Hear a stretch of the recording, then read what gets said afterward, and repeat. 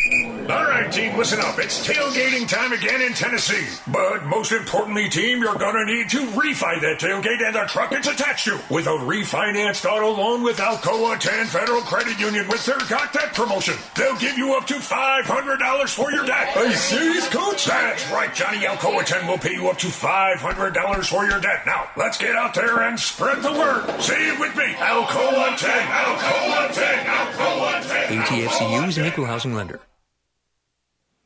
When I made the move to my own studio, I was worried about this. I was worried about that. I was worried about, hey, did I get this piece of equipment? Did I get that piece of equipment? Does that sound good? Does that not sound good? One thing I didn't have to worry about, that was office furniture, because Office Furniture Outfitters met my furniture needs. With a 50,000 square foot facility, they have East Tennessee's largest selection and are the best value for new and used office furniture. Located in Knoxville, it's easy to find everything you need for your new space, including desks, file cabinets, chairs, conference tables, and more. Office Furniture Outfitters is turnkey. They came to my place, we mapped everything out that was needed, they delivered, and get this, set everything up. To learn more about what Office Furniture Outfitters can do for you, log on to OFOKnox.com. That's OFOKnox.com. Deep down the middle's got his man, and he's gone. Jason Swain, touchdown. It's time for the Swain event. Guess what time it is? My time. You can check your iPhone. Better say it's our time. With your host, Jason Swain. My man. Real sports talk for the real sports fan. All you chumps are gonna bow when I whoop him. It's time for the Swain event, fueled by Dead End Barbecue. Give me 2 pounds and a Ric Flair.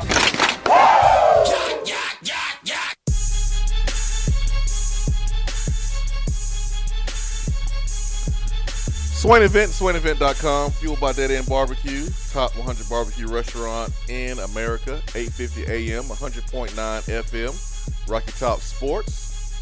We are on your free Swain Event app. Android, Apple devices. You can stream us online at SwainEvent.com. Swain Event TV, driven by Toyota Knoxville and ToyotaKnoxville.com. Periscope, Facebook Live, and YouTube. Ben McKee, Charlie Burris. Our telephone number, 865-200-5503. It is football weather outside. It is perfect outside. We are finally getting the weather we need. The weather we all think about during the spring, during the summer, and that is football weather. And it's here this morning in East Tennessee. Ben McKee, Charlie Burris. Good morning, guys. What's up? I left the porch door open yesterday afternoon. Just let the air in, and that haven't been able to do that in a while. It's beautiful, man. It's beautiful. You know, not trying to let out that bought air, and now I finally can. Take that, KUB. Yeah. We'll need your little stinking air conditioning. We can roll. Oh, no, we can let our windows up. Turn the AC off. How you liking that, KUB? Yeah. Yeah. We still need you for the water, though. Yeah, well, Keep that water flowing. And, you know, when it gets really, really cold here in December, just forget everything I said. We don't need the heat, all right? But for this moment, for today, we beat you, KUB. We are the winners over you. We don't need you today. Let's go to the phones. And, man, we'll get things going today. A lot of stuff to cover today. Sure. Nationally, Urban Meyer suspended 3 games. Tennessee gets a commitment. Coach Pruitt talks to the media. A lot to cover today. Let's go to the phones. Who do we have there? Smokey in Charlotte. Smokey in Charlotte. Good morning, sir. Good morning, fellas. Good morning. Yep, football's in the air. What a glorious it is. I can smell it. It is. Had to call in about this Urban Meyer story. I mean, what a smarmy scumbag this guy is. The fact that Ohio State would overlook his history with everything that they're going on, with everything they have going on at that school, with the wrestling and everything else. It's just, I can't imagine that there's not a huge uproar to oust this guy. He's got a long track record of this type of thing, winning at all costs, and I cannot believe. I thought that the real story coming out of this would be where he goes. I thought for sure he was going to get fired. I thought the real story was going to be, who was going to hire this guy. But the fact that a 3-game suspension, and they're talking about he has memory issues due to medication. What do y'all think the fallout's going to be from this? With that, I'll hang up and listen. Hey, thank you, Smokey. Now you mentioned a fallout. There's not going to be a fallout, in my opinion, inside of Ohio State. I mean, the fallout will be with the non-Ohio State football fans. I mean, there may be some Ohio State fans who feel icky and slimy, but for the most part, Urban Meyer's delivered them a championship. Urban Meyer continues to win at a high level. And before any of the facts came out with a report that was very detailed, remember, they had a rally of about 250 people led by former Ohio State star running back Ezekiel Elliott. His father was out there leading the rally before the findings of the independent investigation.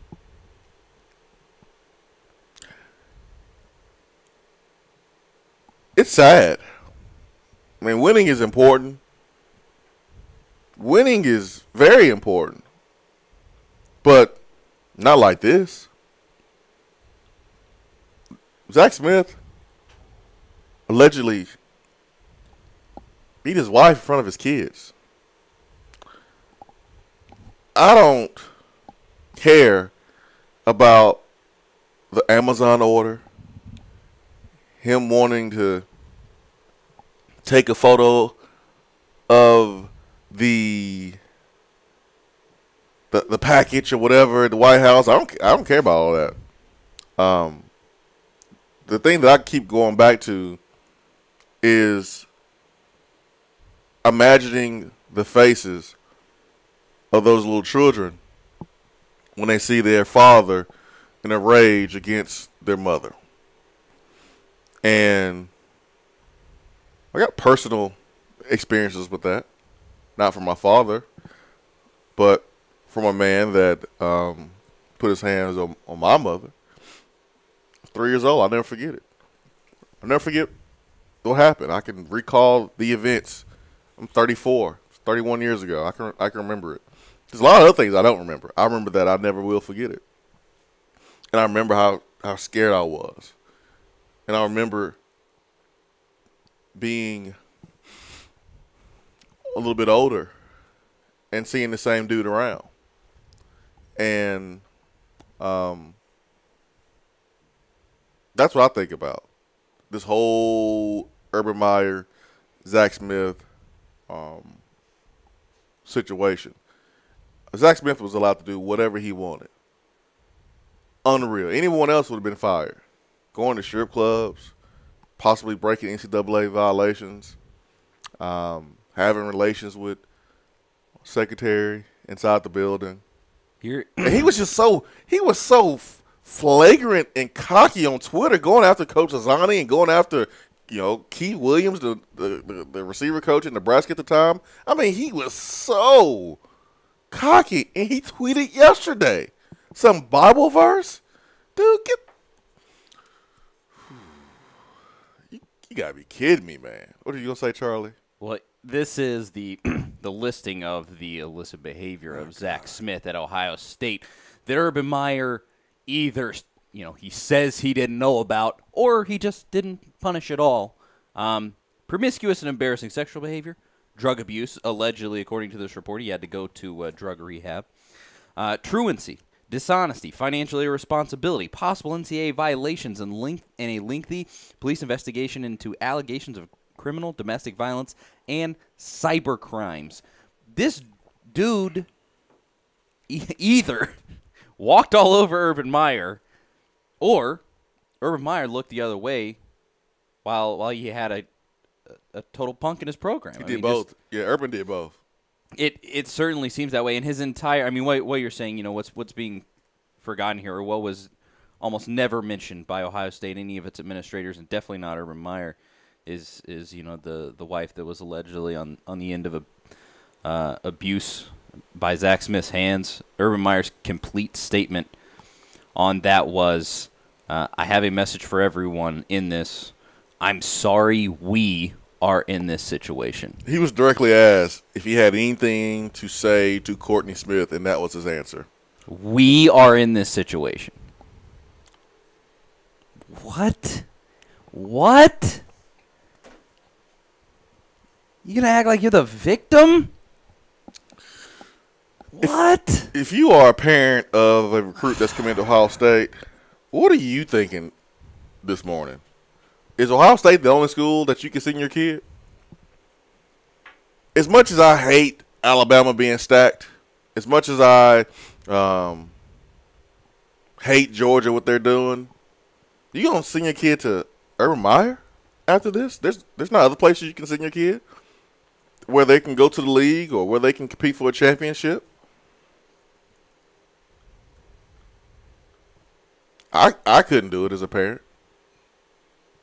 I mean, if anything, it's just embarrassing. Like if you're from out of state, say you're from Atlanta, lots of good recruits from that area, and you're surrounded by Georgia fans, and your family lives there, the family of the recruit lives there, and that family has friends that are all Georgia fans. And the Georgia fans are just, can you believe this Ohio State stuff? Ohio State, everyone else outside of Columbus is offended by this. How does a recruit not look at that and say, everybody in my life system is telling me it's terrible, or that Ohio State is terrible? Surely that has some kind of influence. Maybe I'm wrong. I just know if I was in that situation, I feel like I, or definitely my parents, would be, influenced. I'm not going to do what the national media did with the whole Shiano thing. I'm not going to paint Ohio State fans with a broad brush. I know there was about 250 people out there protesting for Urban Meyer before they even got the information. I'm going to give Ohio State fan base the benefit of the doubt. It's a huge fan base. I can't put all of them in the same boat. I will not sit here and believe that all of them are okay with what they found out yesterday. Famous Ohio State fan here that owns a business ran off his mouth about Tennessee fans. How does he feel this morning? During the Greg Schiano. During the Greg Schiano thing. Yeah. Trash Tennessee fans. How does he feel this morning? Because this is 10 times worse than what he was running his mouth about Tennessee fans during, end of November, December. How does he feel? Ohio State fan, owner of a business that offers beer, and had to come out and apologize because he forgot where he lived. Or you live in Knoxville. Hush.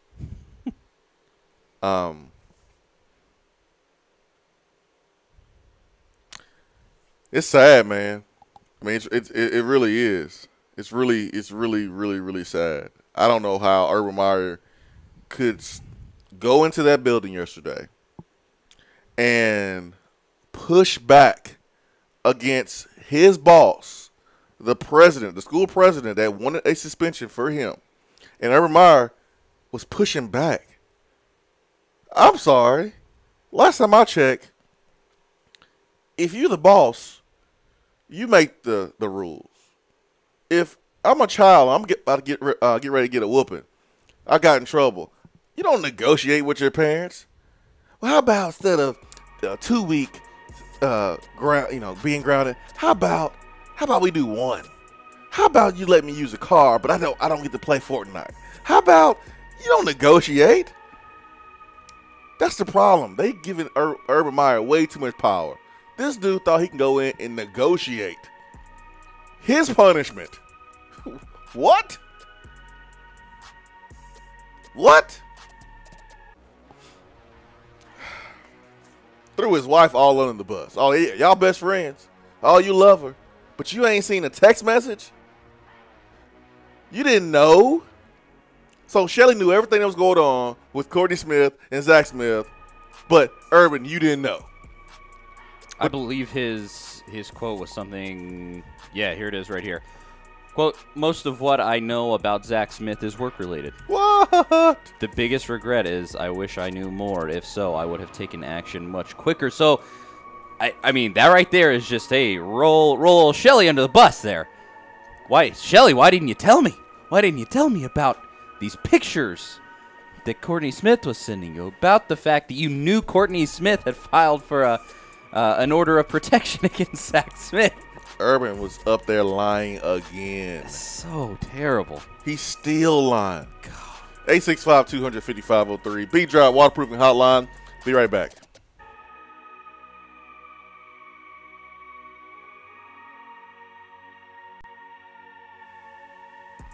Hour 1 of the Swain event is brought to you by Toyota Knoxville. Stop by Toyota Knoxville to see their great selection of new and pre-owned vehicles.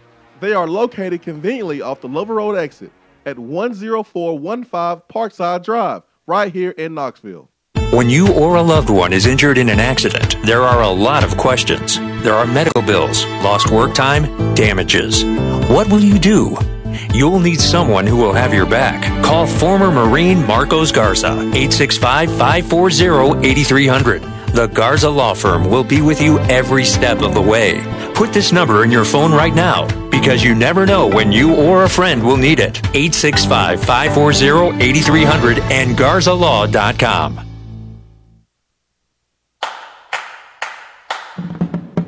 It's almost football time in Tennessee, which means it's time to get geared up at Alumni Hall. Find the best selection of Nike, Nike Golf, Tommy Bahama, and all those retro logos you love. Don't forget about your game day crew. Plenty of selection for the ladies, the little balls, and to upgrade their tailgate. Shop now at one of their 6 convenient locations in Tennessee or 24/7 at alumnihall.com.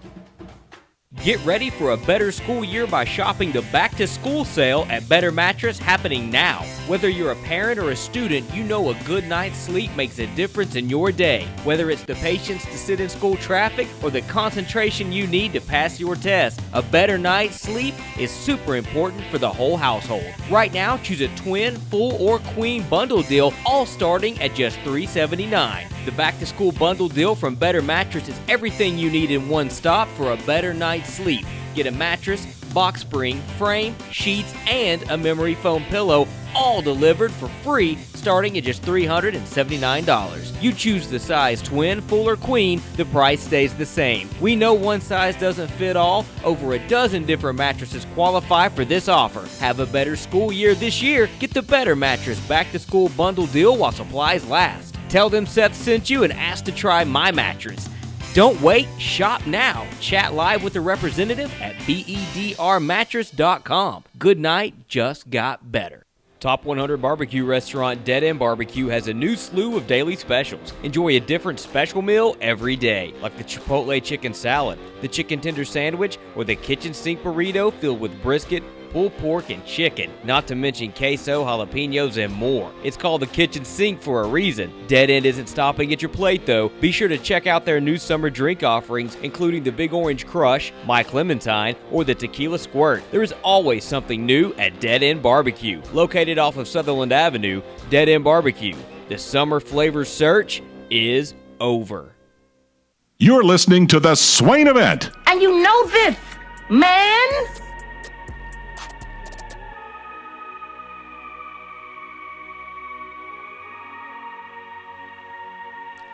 Urban Meyer lied, but, you know, he didn't deliberately lie. Gotta make that distinction. So, I gotta start doing that. Well, I guess since lying is okay, I just gotta make sure I don't deliberately lie. Yes. Like, it's just key. Great lesson to teach the kids. You know, hey, lie all you want. Just make sure it's not deliberate. Yeah, just don't deliberately lie. What an embarrassment. Messages that were attempted to be uncovered past a year on Urban Meyer's phone were not. Oh, boy. I hope you lose every game, Ohio State, to be honest. Hope you lose every game. And I hate that for the kids because the kids work hard, and, you know, these are memories that last a lifetime. I remember every single game I played in. I remember every win. I remember every loss. And I hate that for the kids to wish that they lose every game. But Ohio State's obviously putting football over what's more important, which is the safety of a woman. And Urban Meyer tone-deaf comments just confirms all of that. Well, and how do you reconcile with this? Because when I think about it, Urban Meyer doesn't make those comments unless he believes Courtney Smith wasn't abused. I have to believe that, because not only did he make comments like that were very dismissive of alleged domestic abuse, but so did all the administrators that spoke. I have to believe that they think she wasn't abused. And yet there's so much evidence that says she was. Yeah. Zach admitted to abusing her in a text message where he apologized for putting his hands on her. It's unreal. Let's get to Trevor on the B-Dry Waterproofing Hotline. Trevor, good morning. Hey, good morning, Swain. How are you? I'm good, man. How are you? Hey, doing excellent. Good. Hey, I know I'm probably going to be just the first or the second of many people calling about Ohio State, but and watching that press conference, Urban Meyer had the chance to at least, show some sort of, human side of him. And I think the worst part was, he had a chance to, I think he got asked directly about what Courtney Smith, and, he chose to make it about himself or about Ohio State. I don't know. I mean, I feel like after watching that, I would be more prone to believe O.J. Simpson when he said he was innocent than than Urban Meyer, giving his little speech, because it almost looked like, I think Clay Travis said something about it. It looked like he had been kidnapped and he was basically providing a proof of life video, reading off of a script that someone just basically gave him to read, and he couldn't read it fast enough and then get back to the seat. It was bad, man. Almost. It was bad. And then this whole thing about he has problems with memory loss and he's taking medication. What? Yeah. What? So wait a minute. So, 4th down against Michigan, in crunch time moments in his college career, he's been able to make clutch calls, team win games, win championships. He's been able to outcoach the greatest coach in college football, Nick Saban, not according to Skip Bayless, but he's been able to do all these things, man, under pressure, split moment, but he has memory loss. That's the excuse. Hey, I'll say this and I'll get off the air, but I think I read something else when I was scrolling through Twitter last night. Somebody had I thought it was a really good summation of the whole situation. And basically, he said, Ohio State fans keep going back to saying that Urban Meyer followed protocol and, he did everything that he was supposed to do. And, as a man, as a father, as a husband, I mean, he failed pretty much all the women in his life by allowing, Zach Smith to stay on the team and kind of turning a blind eye to what was going on. So, there's a difference between following protocol and there's different, and then doing the right thing. So, yep. I mean, if that's Ohio State fans want to rationalize it, then I mean, I got nothing for you. So, hey, y'all have a good day. I'm with you, man. Thank you, Trevor. Appreciate the phone call. Charlie, what were you gonna say before that phone call? I'm not totally sure. I'm just sailing through all of this stuff about getting completely incensed over here. I can simplify this in terms of my view on it. I had a friend last night, and I think he summed it up perfectly. He just texted me when the news came out and said, if he deserves 3 games in this situation, he deserves to be fired.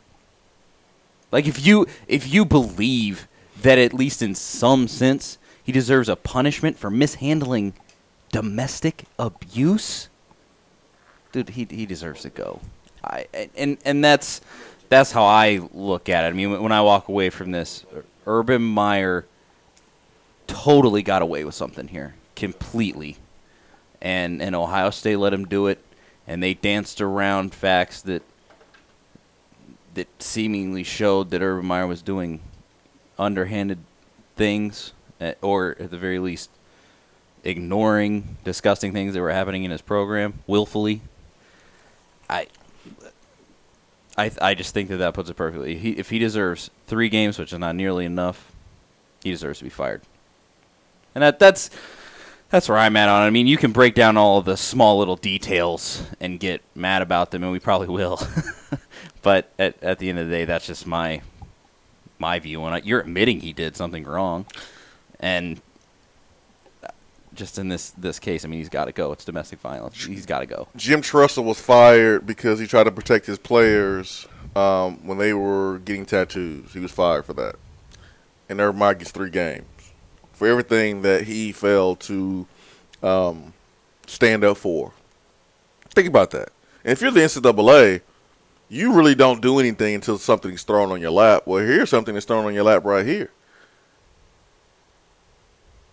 Zach Smith making it rain at the strip club, possible NCAA violations while on the road. There it is right there for you to dig in and see what Zach Smith did. Obviously, he didn't care about the rules. He broke rules inside the building. He broke the law. You don't think he broke some NCAA violations during his time at Ohio State? Or are you afraid because of what happened at Penn State? Because Penn State, the NCAA got involved, and there was some valid points that was not NCAA violations, but more criminal. And Penn State kind of came down hard. Well, NCAA came down hard on Penn State and had to retract some of the sanctions. Does the NCAA jump into this? With all the information that's been laid out, hard to believe Zach Smith did not break any NCAA violations. I'm really disappointed in Kurt Herbstreit's comments. I'm a big fan of Kurt Herbstreit. I know he gets crap from people on Twitter all the time, saying that Urban was preoccupied with coaching and too busy. And no, man, no. Zach Smith is his mentee. That's his friend. This is assistant coach. No, you know what's going on. Take Tennessee, for example. We had a defense coordinator that was let go by Butch Jones, and we knew it was more than football. You mean tell me Urban Meyer didn't know what was going on in Zach Smith's personal life? Because he was too busy? What? Come on, man.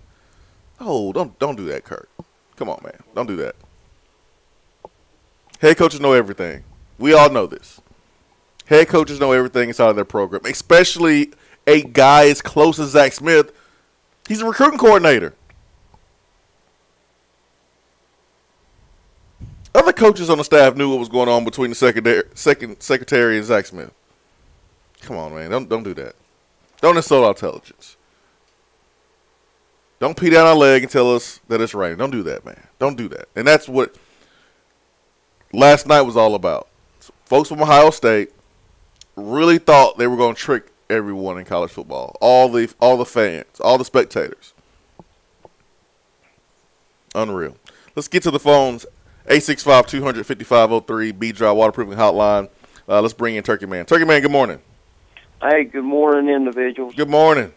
I tell you what, sometimes things happen that just get you just the Tabasco sauce starts going up your legs and right back your neck when you hear it and you witness it and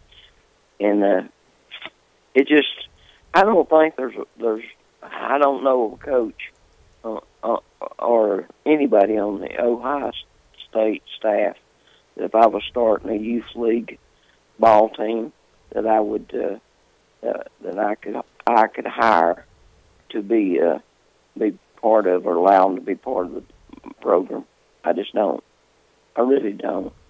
And when they do and we do allow and promote and bring that kind of stuff and that kind of attitude into winning. Now, winning ain't nothing. I mean, I'm all about winning. You know that, Swain. You know that. I mean, I expect to win anytime we're playing marbles, I'm expecting to win. I'm just telling you. But certain things is crossing the line, and there's some things that's been taking place in a lot of colleges that's crossed the line, and this is one of them.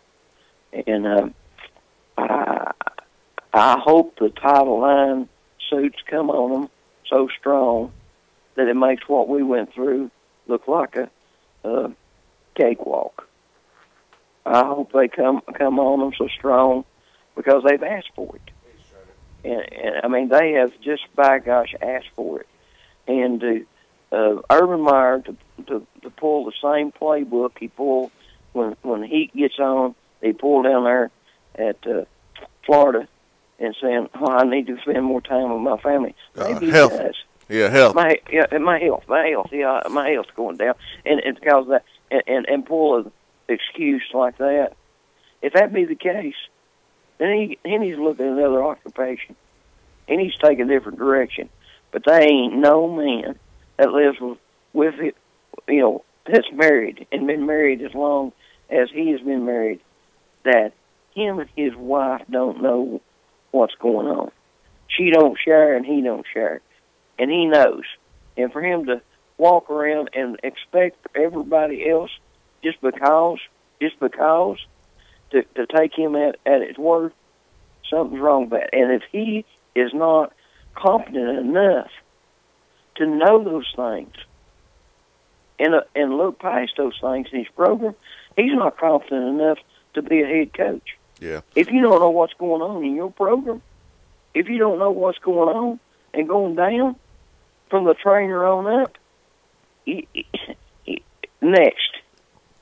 And for people to get behind him and push him over W's, I'm all about winning, but there's a line to cross, and he's crossed it. That's right, Turkey Man. Buddy, I'm gonna get out of here. Thank you. Thanks. This chaps my butt, buddy. I'm sure it does, man. I'm sure it does. Let's get to Sean. Sean, good morning. Good morning, guys. Good morning. Real talk this morning. What I seen last night is, man, it still just has me fuming. The first, talking back to Zach Smith, he's a coward, an arrogant, which is the same as his former coach. Very arrogant, spoiled, and most likely had received everything handed to him on a silver platter. For him to be tweeting last night after this happened, but I just hope that karma gets him one day, and he gets the justice, or not the justice, the punishment he deserves. And I would be more than happy to give that punishment out. Real talk, I was one of Zach Smith's kids for most of my childhood. I watched my dad beat my mom on a regular basis until I was old enough to physically stop it. The people that take up for Zach Smith and Urban Meyer because charges weren't pressed, I called the police on my father so many times that I can't remember. From the age of 4 years old till they finally split up and left split up from each other when I was about 12 years old. No charges were ever filed. But I sit there and witnessed what happened. My mother still deals with the pain from those injuries today. No charges were ever filed. The laws and domestic violence in this country are ridiculous. And if that's the justification that some of these people are using to support Urban Meyer and Zach Smith, it sickens me down to the bottom pit of my stomach. And what happened last night, that press conference, the arrogance, the heartless statement of Urban Meyer, the continuous lying, because the report wasn't released until after the press conference was over. And then once it was, you're like, the guy lied right then. I mean, he sat there and lied more on stage last night. He thought he was untouchable. and then it started coming out. Thank God for Brett McMurphy to have the guts to stand up and do his job the right way. This was journalism done the right way, to expose people like this. And I just hope that I'm a fan of everybody that's on Ohio State's schedule.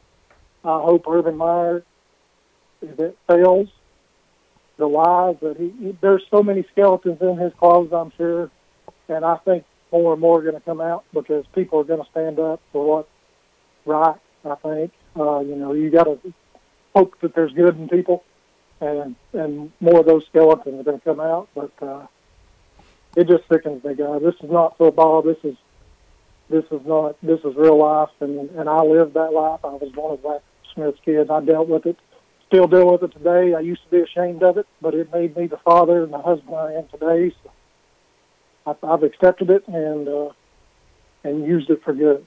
So thanks, guys. Thank you, Sean. Thank you, man. Thank you for sharing that. 865-255-03, BTR Waterproofing Hotline. Swain event fueled by Dead End Barbecue. Let's get to Strider next. Strider, good morning. Hey, good morning, guys. How y'all doing? Man, pretty good, Strider. Pretty good, man. Beautiful morning, man. It is. I read the article this morning about Ohio State couldn't conclude that Urban Meyer lied. What, did they have James Comey leading the investigation? I guess. I mean, of course, the difference is at least James Comey did admit that Hillary was lying. He just decided not to do anything about it. This is like the previous caller said. This guy, Urban Meyer, he's got so many skeletons in his closet. It's unbelievable. The stuff that went on down there in Florida, and now this. I'm wondering if Buckeye Nation is going to rise up, much like the Tennessee fans did when they tried to shove Greg Schiano down our throat. This is outrageous. I just can't believe that decent people are going to stand for this. They're winning, man. They're winning, Strider. So honestly, I doubt it. I doubt that people will stand up and have a problem with what has went on. I really doubt it. Wow. I know that those fans. I know those fans are out there though, because I've said some stuff about just Ohio State's fan base and speaking in somewhat of generalizations.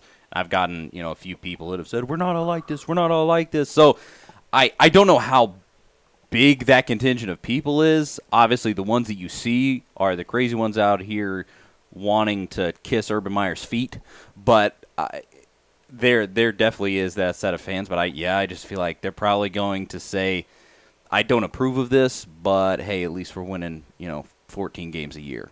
So oh well. All right, thanks a lot, guys. Thanks, Strider. Let's 13 games a year. Sorry, that's too. Let's go back to the phones. Let's do that because the next segment, there's no way we can talk about Ohio State during the next segment because it is about positivity. Hey, nothing positive about what's going on right now at Ohio State. So let's go to the phones and let me check my messages there. Sorry about that. Hold on. Let's get to Chris. Chris, good morning. Hey, good morning, guys. Hey, Chris. And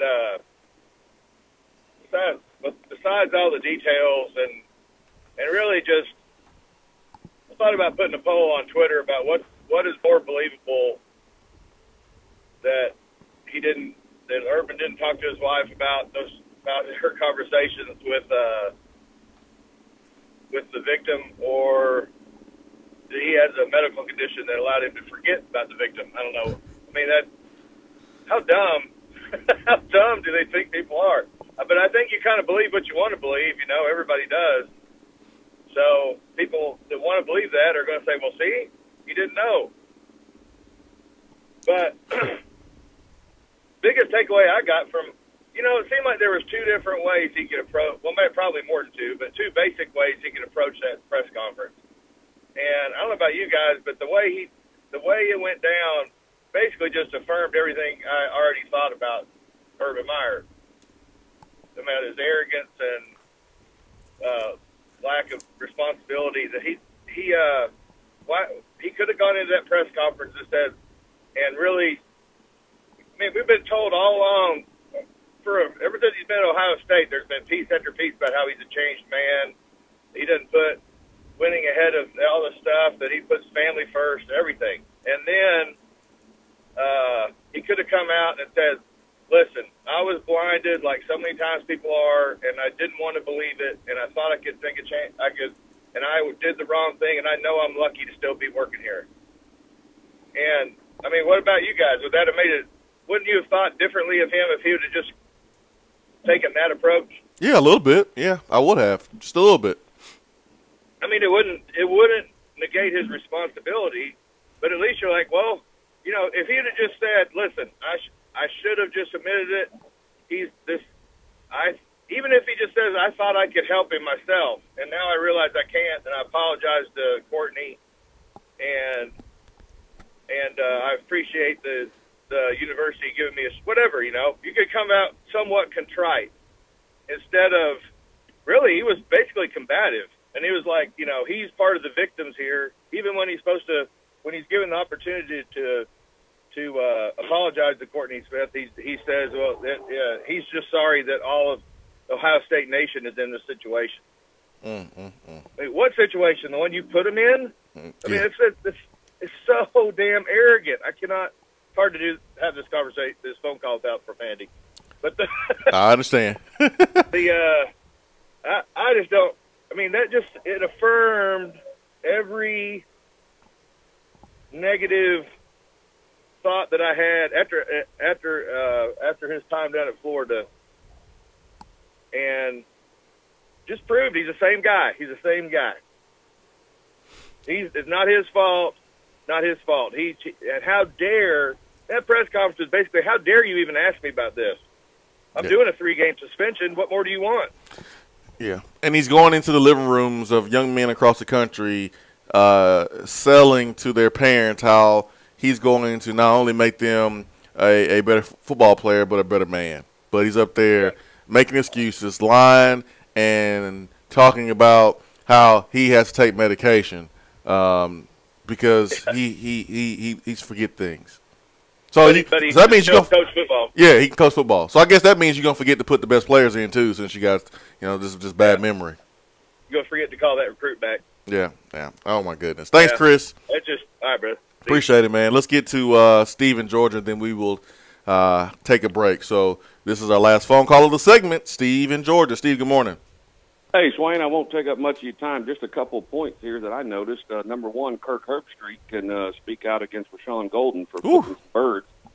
But that joker ain't said a peep, a word. He ain't come out from underneath his rock. He ain't said nothing about this urban liar. I can't wait till the court of public opinion finally gets to the point, or that reporter digs up some more crap that gets the NCAA involved. And if the NCAA doesn't look at all this and just put its face square in its hands and say, why aren't we stepping in, then they're all trash. We're suspending players for half an ounce of weed, for half a season, but yet, they're going to not get involved with Urban Meyer and his blatant lying and disrespecting of women and the university.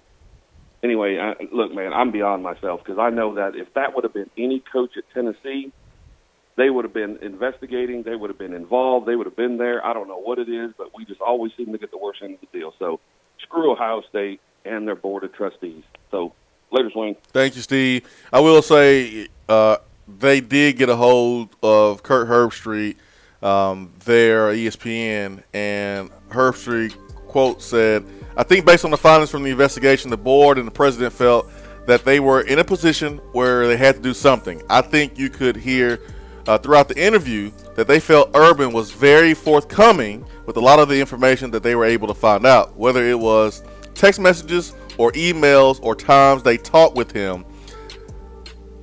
they didn't feel that Urban misled them or done anything to condone domestic violence or kind of covered anything up. So in that case, I think they felt good about his intent. At the end of the day, when it comes down to his, Urban Meyer missed some signs. He missed some red flag. He missed reading the tea leaves, and in this case, it came back to cost him. This is some of the things that that Kurt Herbstreit said about Urban Meyer's suspension. This is on thespun.com if you want to look up Kurt Herbstreit's comments. So, in fairness to Kurt, he did speak on the suspension. We got Attaboy coming up next.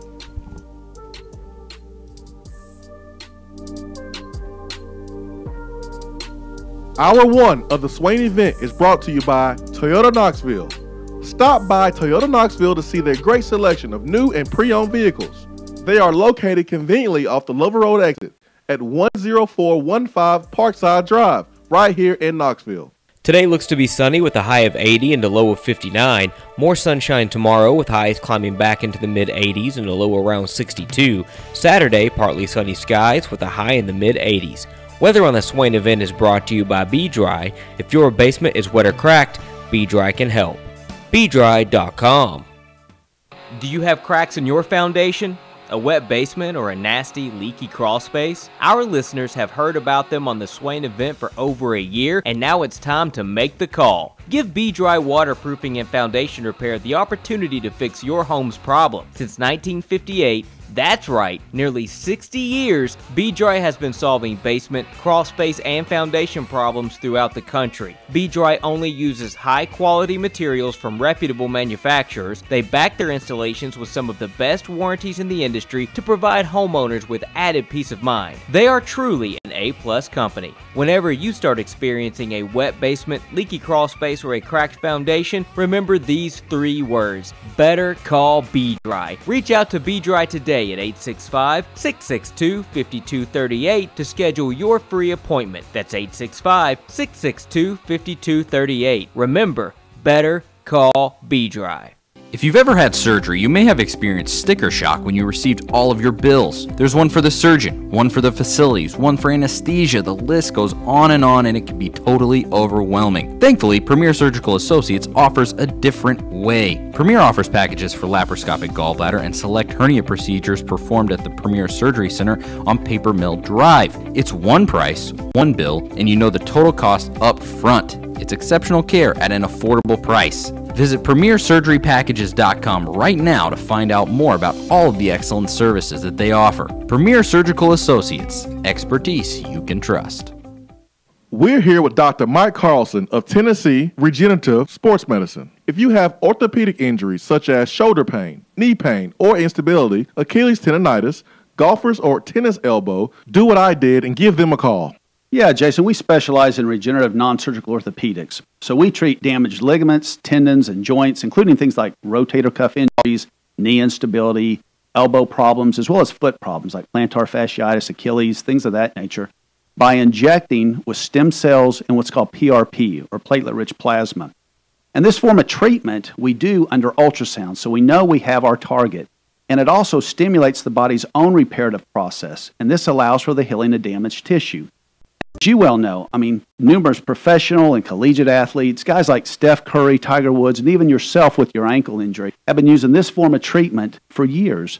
And so we offer that same type of treatment here in East Tennessee. Visit them on the web at trsportsmedicine.com. Tennessee Regenerative Sports Medicine, East Tennessee's leader in regenerative therapy.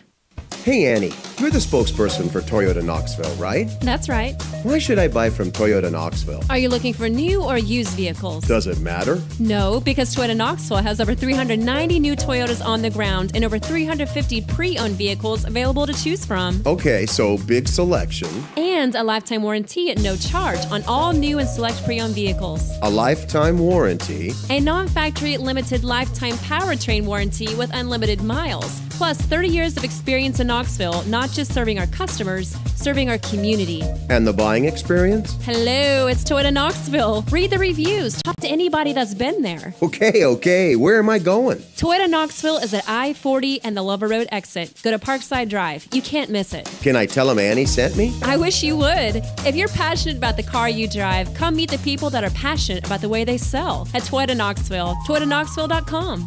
Warranty good at participating dealers. I just wanted to come by and congratulate you on the great work you've been doing. I like your style. You remind me of a young me.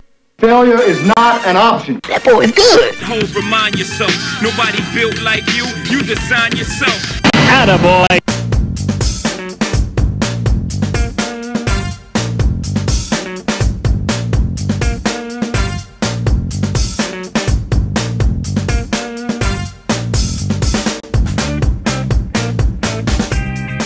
Attaboy is brought to you by Premier Surgical and PremierSurgical.com. If you ever had surgery, you may have experienced sticker shock when you received your bills. Thankfully, there's the Premier Surgical Office-Based Surgery Center in Knoxville over on Paper Mill Drive that has flat fee package pricing for select surgeries. It's just one price, one bill, and you know the total cost up front. It's exceptional care at an affordable price. Go to PremierSurgeryPackages.com right now, and you can find out all about it. I have just a couple of quick attaboys here. I mean, first, since we're talking about this Ohio State stuff, I just got to go with Brett McMurphy. He beat that drum during this entire... I mean, first of all, this is all really a result of his reporting right from the beginning.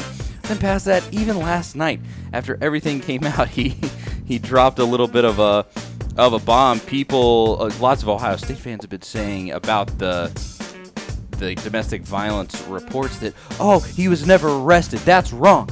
He was never arrested. The police report says he wasn't arrested. Never charged, yeah. So Brett McMurphy comes out and he has a police report, the original police report from 2015, that says explicitly that Zach Smith was arrested.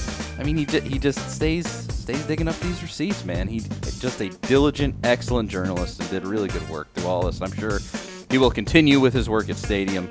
So I just got to drop that in. And then, attaboy, I guess I wasn't there to see all of it, but Tennessee's football team yesterday got Jeremy Pruitt to say something positive about the way they practiced. He hasn't done a whole lot of that so far during fall camp, and he said that they had, I believe the quote was, they had some bounce to them yesterday, and that they practiced well because usually on the first day of school, you don't get a good day of practice. And he said they actually came out and they had a good practice. So, you know, throwing a little Tennessee football there. Attaboy to Brett McMurphy. Yeah, Brett McMurphy uncovered that the police report was edited.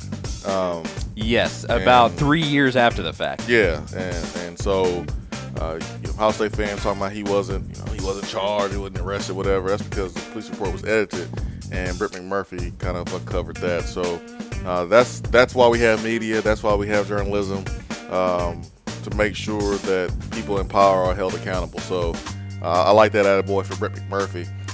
I told you, Charlie, during the break we was only going to do one, but I lied. I'm going to go to the state of Ohio, and headline here says woman pays for a stranger's coffee only to receive a heartfelt letter in the mail the very same day. A young woman's simple act of kindness was turned into a blossoming friendship between her and a depressed stranger who needed a pick-me-up. Mackenzie Maurer was at a Starbucks in Ohio early this week when she spontaneously decided to pay for the order of the woman behind her in line. When she left the store, she didn't think much of her good deed. Later that day, however, she found a heartfelt letter in her mailbox. Wow.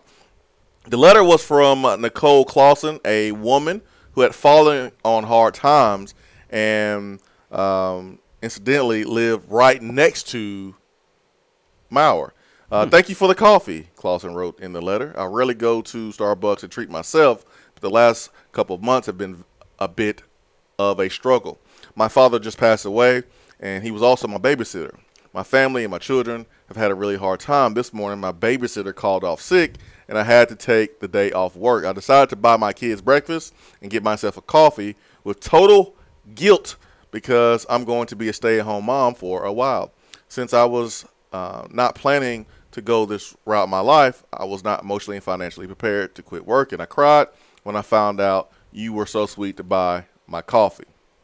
Not only that, Clausen said that she was then thrilled to see Mauer pulled into a driveway that was a few houses down from our own. So she pinned up the sweet note and left it in the mailbox. So good deeds happening in the state of Ohio. There are good people out there. In the state of Ohio. Yeah, you just never know, man. Your random act of kindness can just change a person's life, completely change a person's life. Compliment, a small deed, you just never know what someone's going through. So I had to share that attaboy, attagirl today on the show. 865-255-03, B-Dry, waterproofing hotline. Woo! Tennessee gets a commitment. Melvin McBride from Whitehaven High School. I text Coach Salisbury, head coach over there, and told him, thank you, man. Thank you for the baller, man. Really appreciate that. And we had Coach Salisbury on the show a couple weeks ago talking about several of his players. One of those players did actually commit to Ohio State that Tennessee wanted. What happens with him, I don't know, but Tennessee was able to grab another player from his program, Melvin McBride, 6'4", 300 pounds, very athletic offensive lineman. Big old boy. And you see where Pruitt and company are putting their focus, and that is in the trenches of this football team, investing defensive linemen, big boys, big offensive linemen, because you gotta move people. You gotta move people off the line of scrimmage, and you need big guys that can move, and that's something that Melvin McBride absolutely can do. Coach Salisbury talked about his athletic ability and how light he is on his feet, and how he hasn't seen guys his size being able to move like that much in his coaching career. So a good pickup for Pruitt, a pickup that is very noteworthy because of where McBride is from. He's from Memphis. He's from West Tennessee. It's one thing to grab a Trace Smith from Jackson, but Memphis, that has been an area that it's been kind of hit or miss for Tennessee. You either love Tennessee or hate Tennessee there in Memphis, and Pruitt made it known when he first took over this job, and he started to go out with a big orange caravan and talk about recruiting, that Memphis is a priority, a little bit more than Nashville. And so it looks like Pruitt's efforts has paid off as Melvin McBride makes his commitment known yesterday via his Twitter account. And from what I heard, that Melvin McBride was kind of, flip-flopping. And there were some other schools in the mix there, and Tennessee was able to seal the deal and get his commitment kind of late in the process. So of his decision-making process. So really, really good job by Tennessee getting Melvin McBride. 20 commitments. Woo! It's getting crowded. Tennessee in the top 10 in recruiting, and we will talk about recruiting in hour 2 of the Swain event. So stay with us.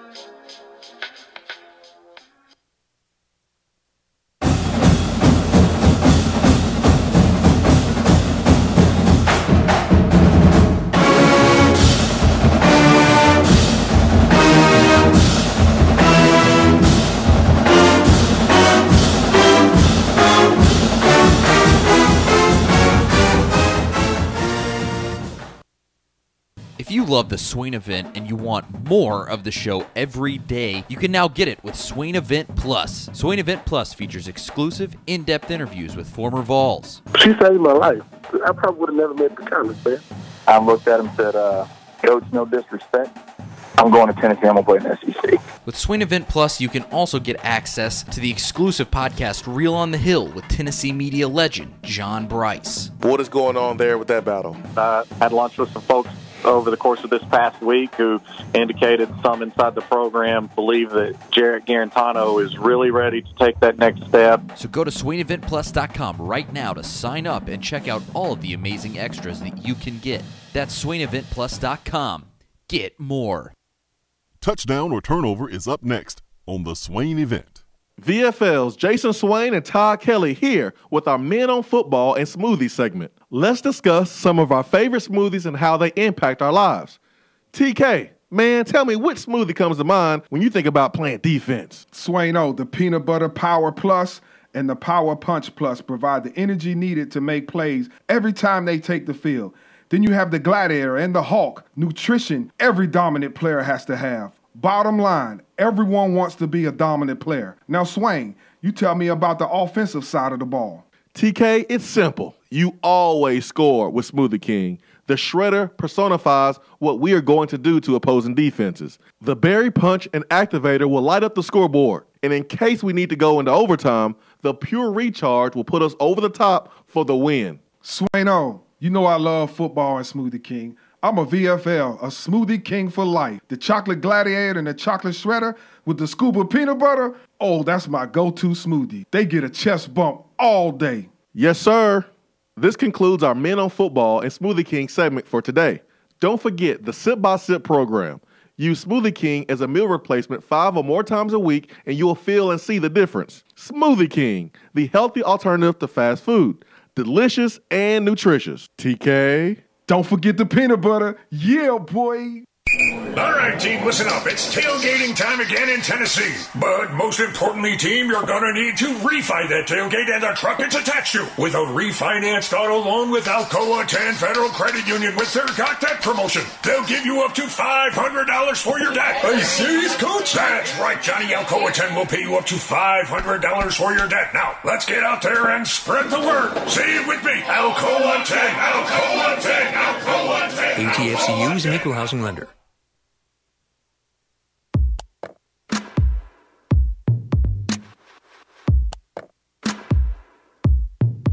Touchdown or Turnover is backed by Alcoa 10 Federal Credit Union, a place where you belong.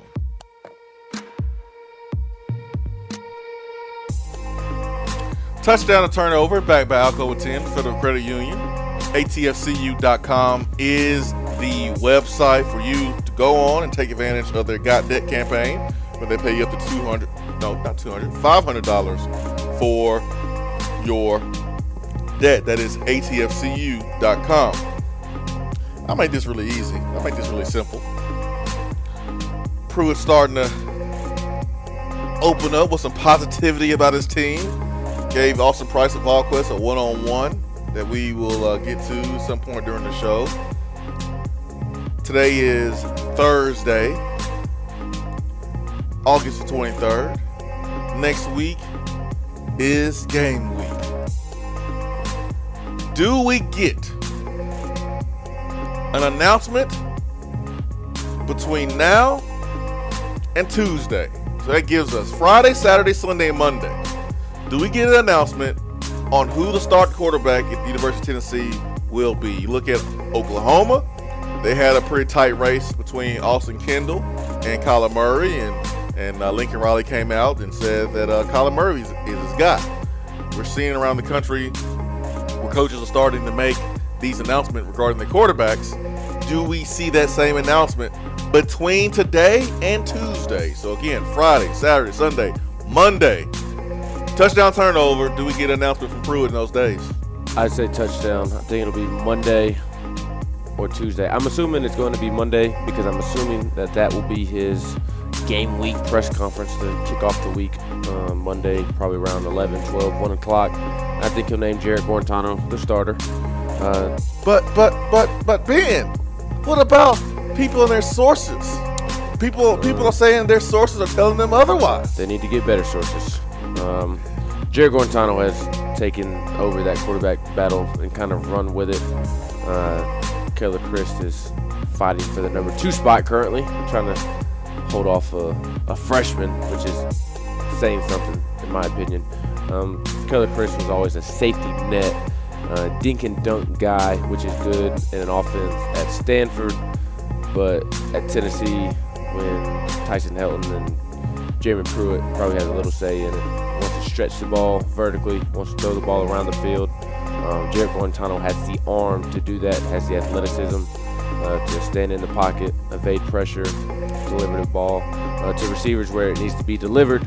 He has a command of the offense And I think Jared Guarantano's the guy. And if I'm Coach Pruitt, if the quarterback battle is already settled, which it is, it just has not been formally announced, there's no reason to hold off on it. West Virginia is going to prepare for 2 quarterbacks regardless, so you're not necessarily – it's not necessarily an advantage, in my opinion, to wait until Saturday to trot Jared Guarantano out there on the first play of the first series.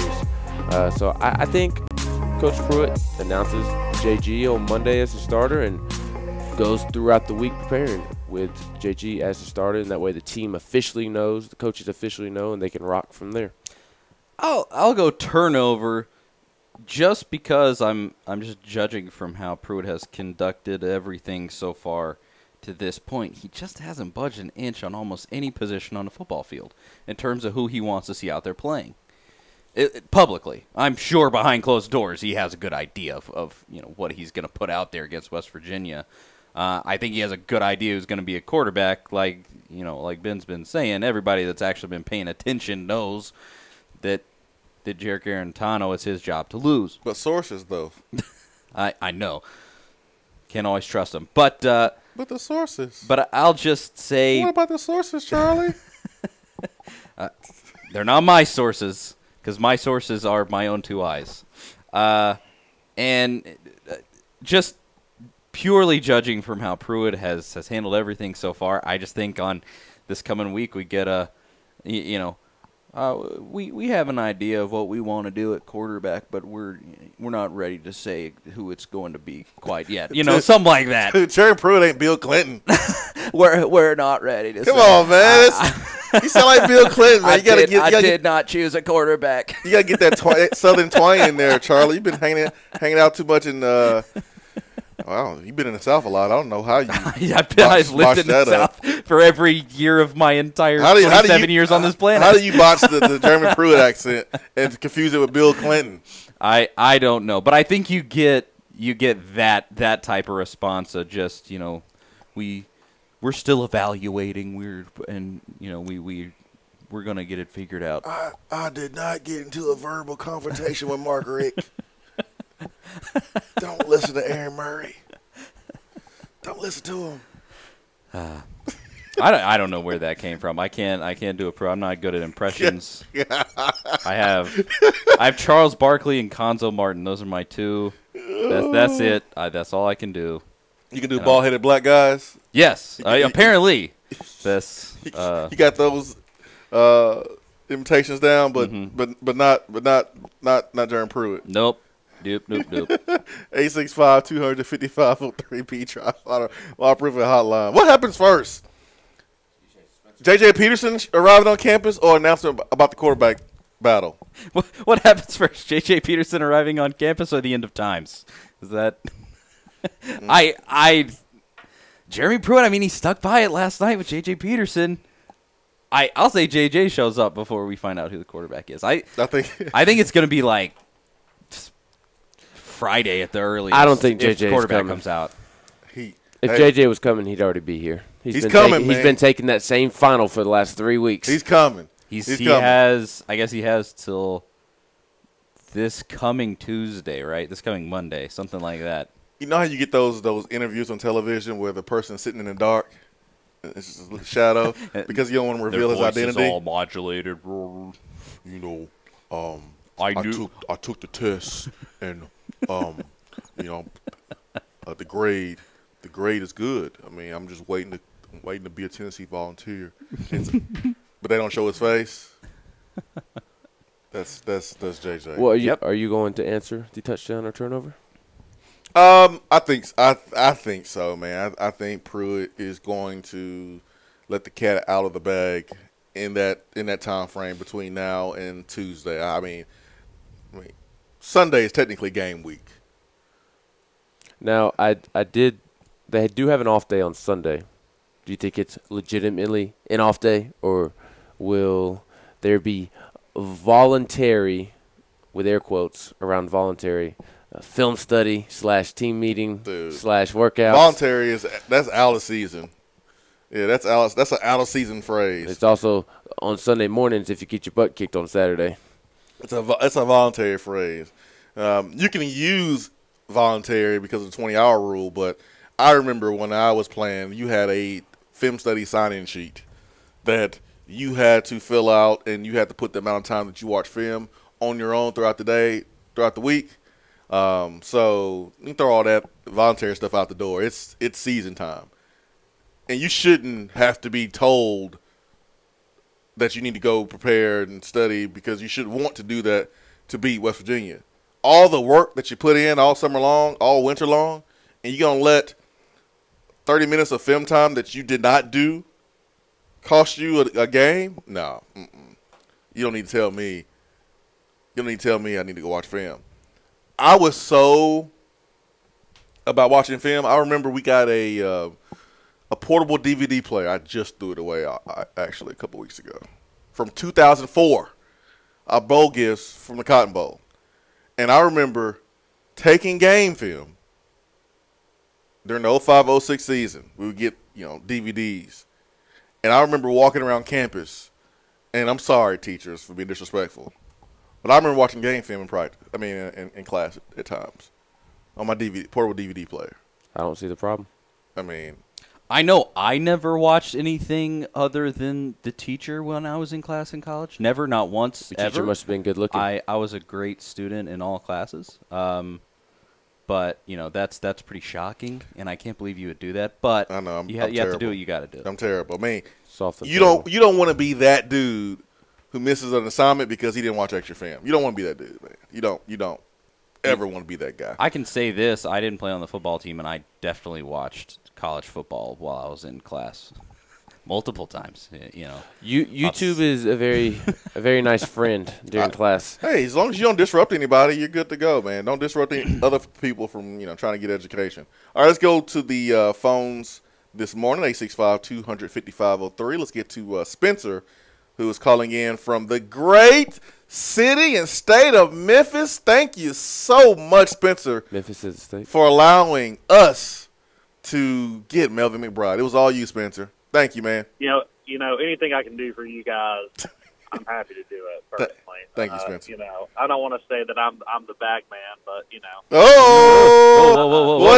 What? I'm joking. What? Ben, hit that dump button. What? What are you talking about, man? I'll bleep that out on the Spencer! podcast. A couple things. One, I'm just really glad that for once in an off season, thank you, Philip Palmer and Jeremy Pruitt, for not having us in any headlines. After the coaching search and all that, getting through the summer without, a boatload of arrests and freak injuries with people falling on helmets and people beating their wives and ordering sex toys to their workplace. I'm just glad it's finally not us.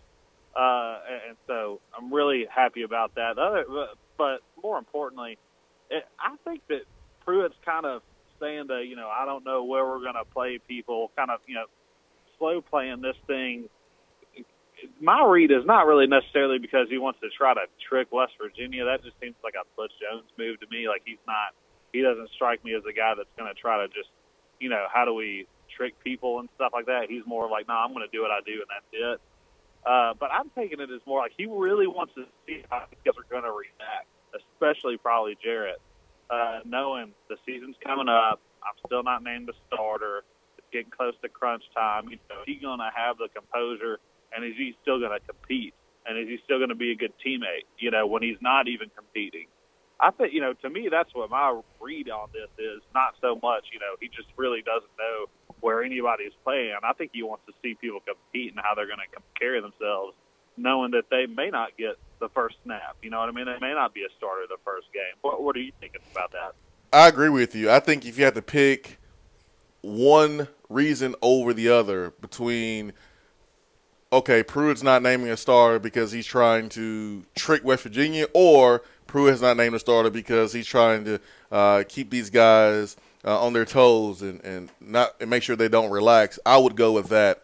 I would go with what you said, Spencer. I think you're dealing with a young quarterback still in Jared Guantano, and you want to keep these guys on their toes. You want to keep them, chasing the other guy as much as possible. You don't want them to ease up at all in their approach and their focus and their concentration and treating every single rep as a rep that may help them win the job. I would probably go with what you said over him trying to trick Dana Holgerson. I mean, at the end of the day, they know what we're going to do at some point during the game, and we're going to know what they do. It's going to come down to the Jimmys and Joes getting it done. Right. Well, and that's the other thing, too. Yeah. Unfortunately. But I'm starting to kind of think, really –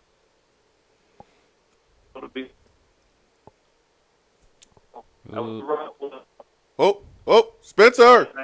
We're losing you, Spencer. You hear me? We're losing you, Spencer. Dang it. Call us back, Spencer. Good call, though. Yeah, call us back. We got you. Spencer was flowing for a little bit, and then we could not hear him. 865-200-5503. Hour 2 is brought to you by Alumni Hall. Get game day ready. Shop online 24/7 at alumnihall.com.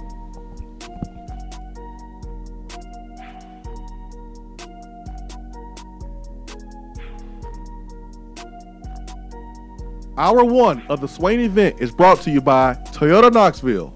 Stop by Toyota Knoxville to see their great selection of new and pre-owned vehicles. They are located conveniently off the Lover Road exit at 10415 Parkside Drive, right here in Knoxville. Big Orange football is better alongside another Tennessee tradition, Mrs. Grissom's salad. Mrs. Grissom's ready-made snacks and meals are perfect for game day. Crowd favorites like the select pimento cheese and cranberry pecan chicken salad are delicious and easy to grab and go right from the grocery store. Going to the game? Visit Mrs. Grissom's in Vol Village for the must-have panini grilled pimento cheese hot dog. Man, select the best. Select Tennessee's own Mrs. Grissom's. Gentlemen, get back in the game. Did you know that 1 out of every 3 men over 40 may have low testosterone? Low T levels can make you feel tired and grumpy. Do you know your numbers? Well, I know my numbers. Low T Center made it quick and easy. I walked in, I took a simple blood test, and I knew my result in about 20 minutes. Their service is even covered by most health insurance. So give them a call, 865-392-1388. That's 865-392-1388. 1388 or go to lowtcenter.com. Low T Center, reinventing men's healthcare. JC's Tree and Landscaping Service specializes in quality tree work done at an affordable price. Trimming and removing trees are their specialty. They also offer other services like land clearing, stump grinding, crane services, and all of your basic landscaping needs for both commercial and residential.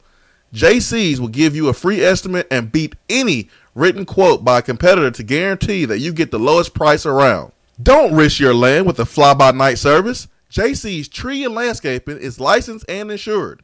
Give them a call at 865-599-3799.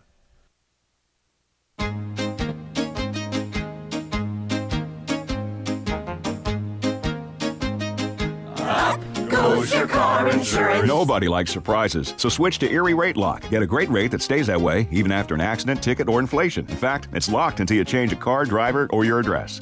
Your Erie agent in Knoxville is InsureFit RM. Get a quote at 865-684-4900. That's 865-684-4900. Erie Rate Lock does not guarantee continued insurance coverage and is not available in all states. We have all made the mistake of dropping or breaking our smartphones. See? But did you know that you can have it repaired for a fraction of the cost it takes to replace it? Well, you can, because iDrop is the area's leading mobile repair store, home of the 1 hour or less phone repair, 1 year parts warranty, and #1 customer service. Broken screens, cracked cameras, charging ports, batteries, you break it, we'll fix it. If you didn't break your phone, protect it with one of our leading accessories such as LifeProof, OtterBox, UAG, Incipico, Caseology, and Spec. Visit our West Hills location at 7115 Kingston Pike between Office Depot and Hardee's, or call 865-888-9740 and speak with our trained technicians to see how we can get your phone working today. Looking for a different way to enjoy the Swain event? Then check out Swain Event TV, driven by Toyota Knoxville and ToyotaKnoxville.com. Follow the show on Periscope and Facebook Live. Don't just hear the show, see the show. That's Swain Event TV.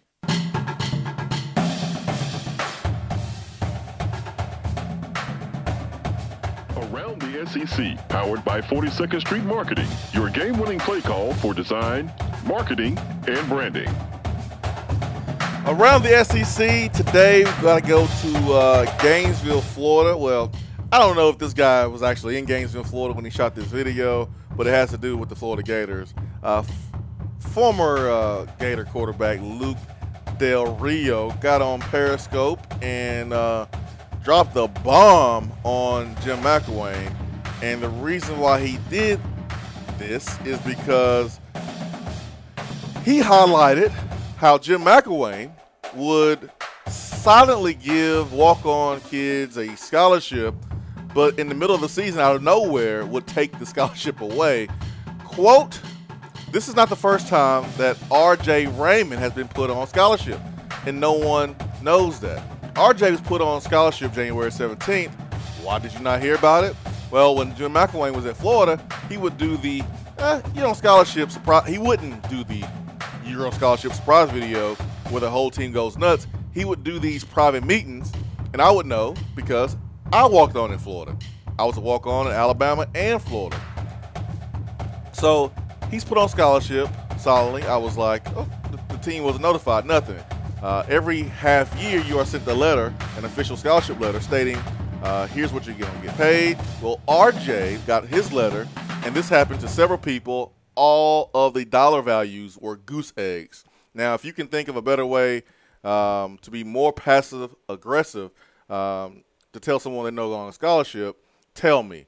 You are a blankety coward if you do that. Talking about Jim McElwain.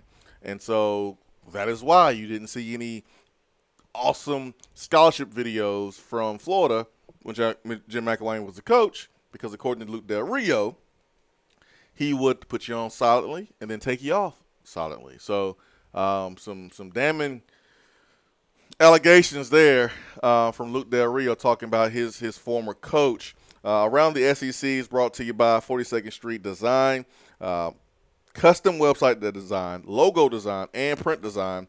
Call Mike at 865-382-7007. I'm trusting my branding with 42nd Street and Design. We're working on a website, working on a marketing campaign. They're going to do an absolutely fantastic job. I had a great meeting with them.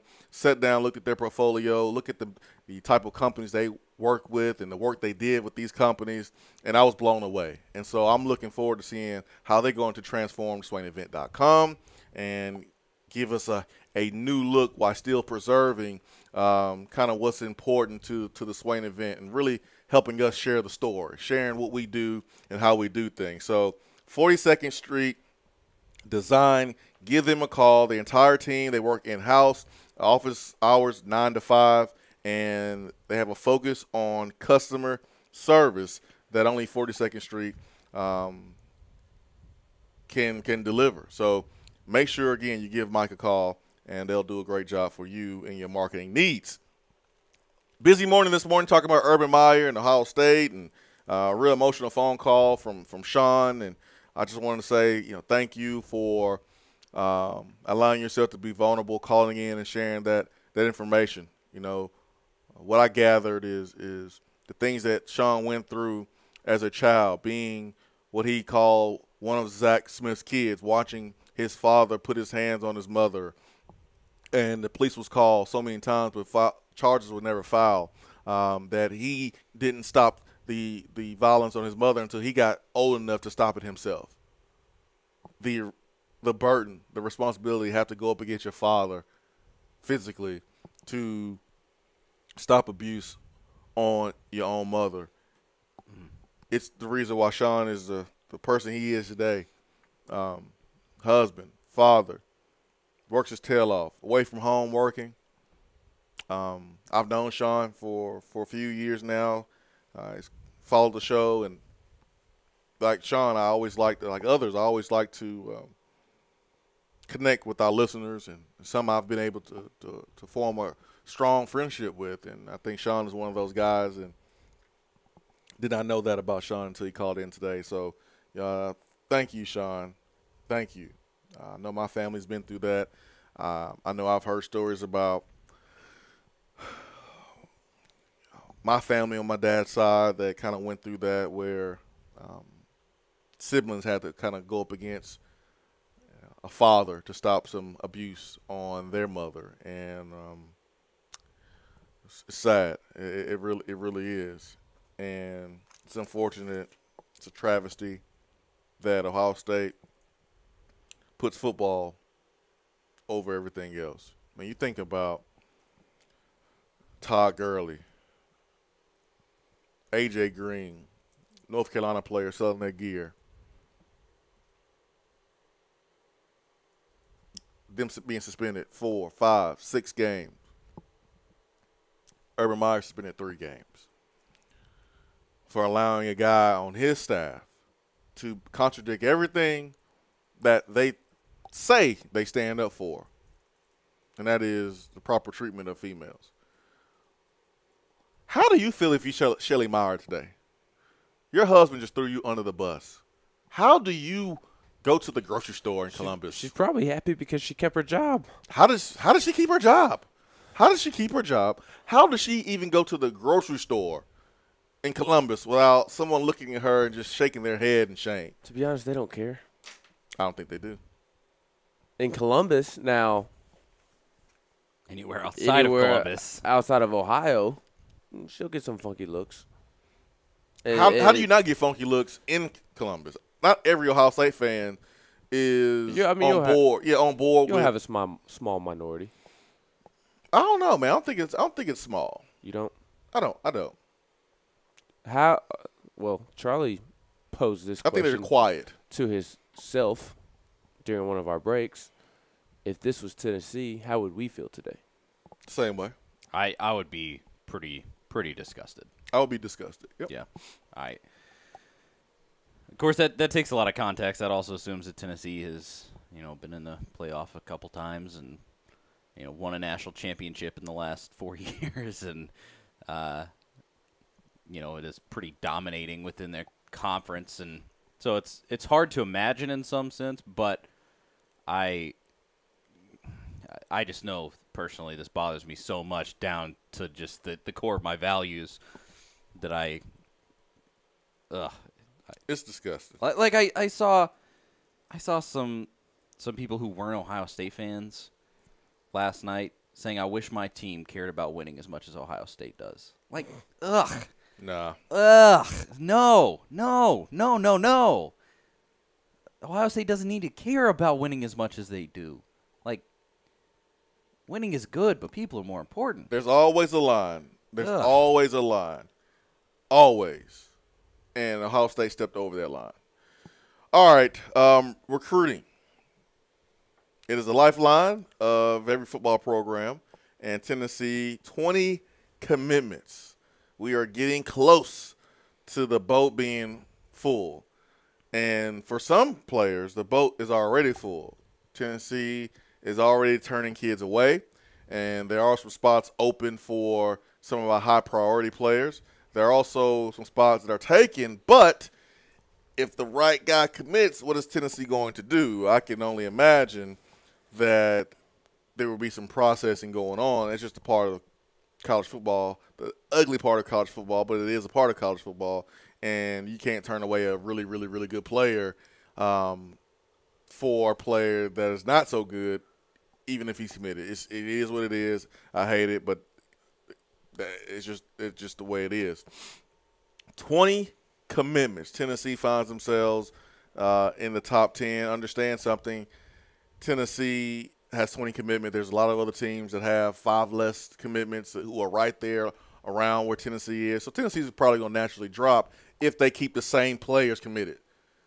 The same players committed, they will drop. If they bring in guys like Quavoris Crouch, a 5-star player from Charlotte, North Carolina, or Darnell Wright, 5-star, second-rated offensive lineman, offensive tackle, top 5 offensive tackle rated in the country from Huntington, West Virginia, then Tennessee is going to find themselves in that top 10.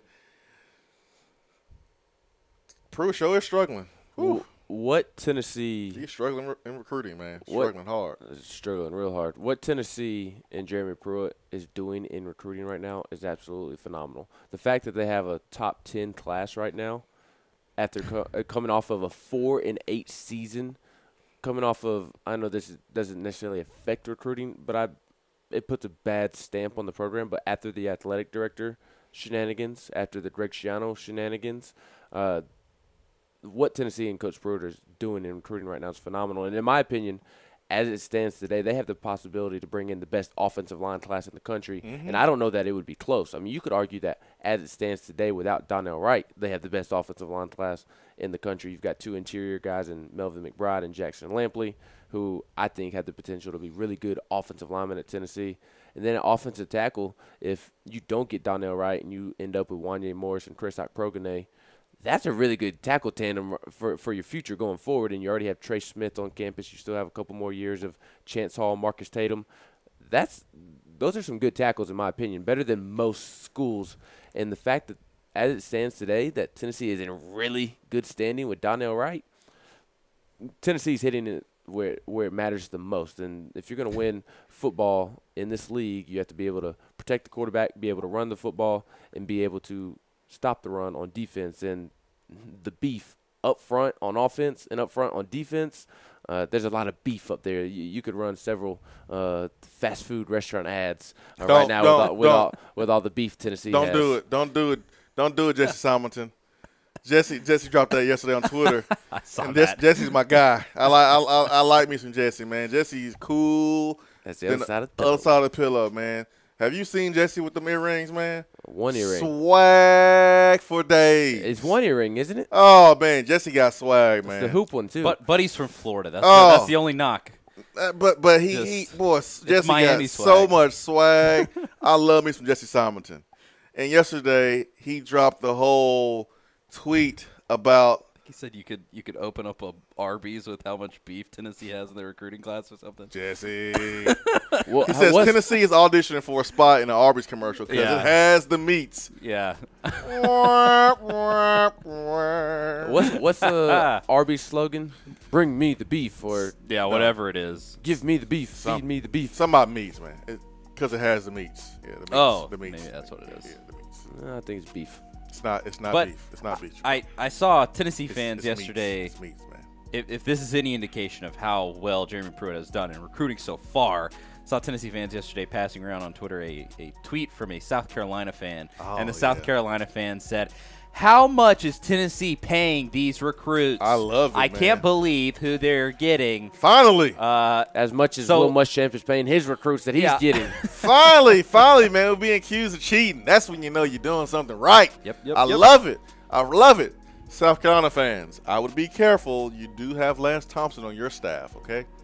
You have Lance Thompson on your staff, so I would be careful with running your mouth because Lance Thompson is not an angel in these recruiting streets.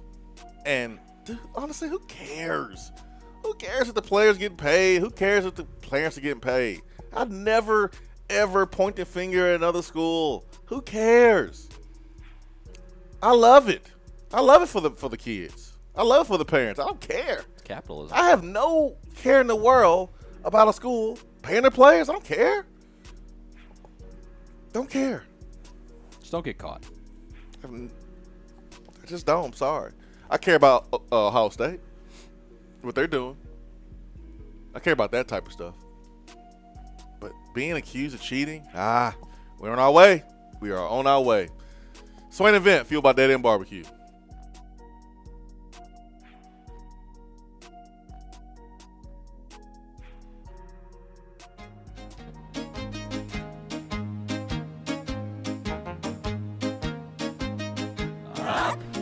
Your car insurance. Nobody likes surprises, so switch to Erie Rate Lock. Get a great rate that stays that way even after an accident, ticket, or inflation. In fact, it's locked until you change a car, driver, or your address. Your Erie agent in Knoxville is InsureFit RM. Get a quote at 865-684-4900. That's 865-684-4900. Erie Rate Lock does not guarantee continued insurance coverage and is not available in all states. We have all made the mistake of dropping or breaking our smartphones. See? But did you know that you can have it repaired for a fraction of the cost that it takes to replace it? Well, you can, because iDrop is the area's leading mobile repair store, home of the 1 hour or less phone repair, 1 year parts warranty, and #1 customer service.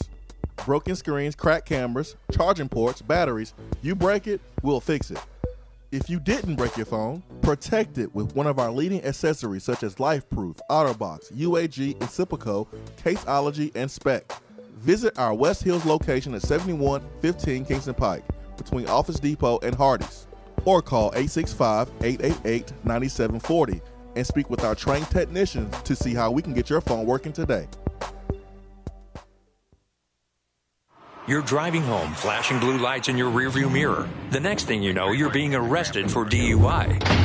Be responsible, but remember, just because you're arrested doesn't mean you're guilty. Call DUI and criminal defense attorney Marcos Garza. Put this number in your phone right now, 865-540-8300, because you never know when you or a friend will need it. Don't say guilty, say Garza. 865-540-8300 and GarzaLaw.com. Top 100 barbecue restaurant Dead End Barbecue has a new slew of daily specials. Enjoy a different special meal every day, like the Chipotle chicken salad, the chicken tender sandwich, or the kitchen sink burrito filled with brisket, pulled pork, and chicken, not to mention queso, jalapenos, and more. It's called the kitchen sink for a reason. Dead End isn't stopping at your plate, though. Be sure to check out their new summer drink offerings, including the Big Orange Crush, My Clementine, or the Tequila Squirt. There is always something new at Dead End Barbecue. Located off of Sutherland Avenue, Dead End Barbecue.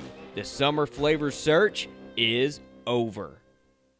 We're here with Dr. Mike Carlson of Tennessee Regenerative Sports Medicine. If you have orthopedic injuries such as shoulder pain, knee pain, or instability, Achilles tendonitis, golfers, or tennis elbow, do what I did and give them a call.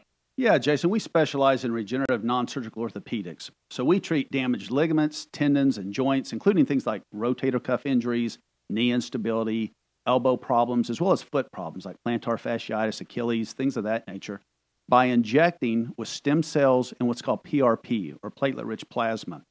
And this form of treatment we do under ultrasound, so we know we have our target.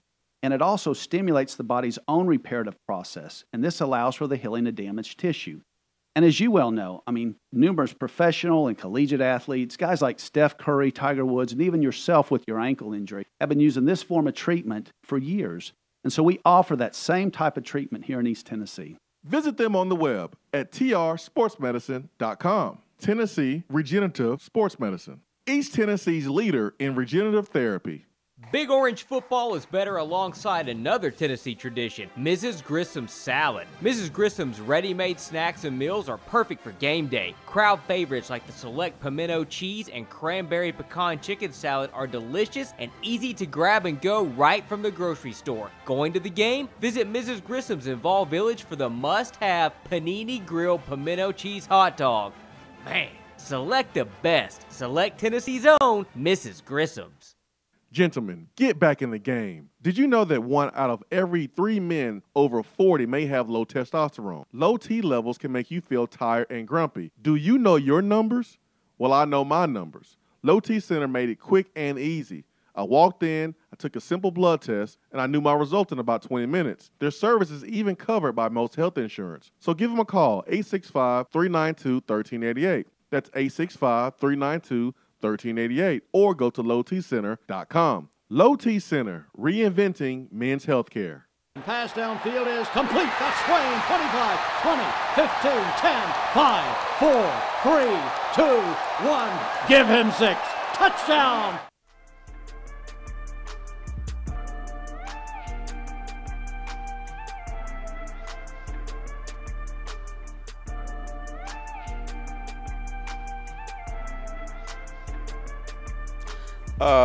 Watching the Pruitt interview on VolQuest made me realize one thing, and that is how terrible Charlie Burris' impression of Brent Pruitt really is.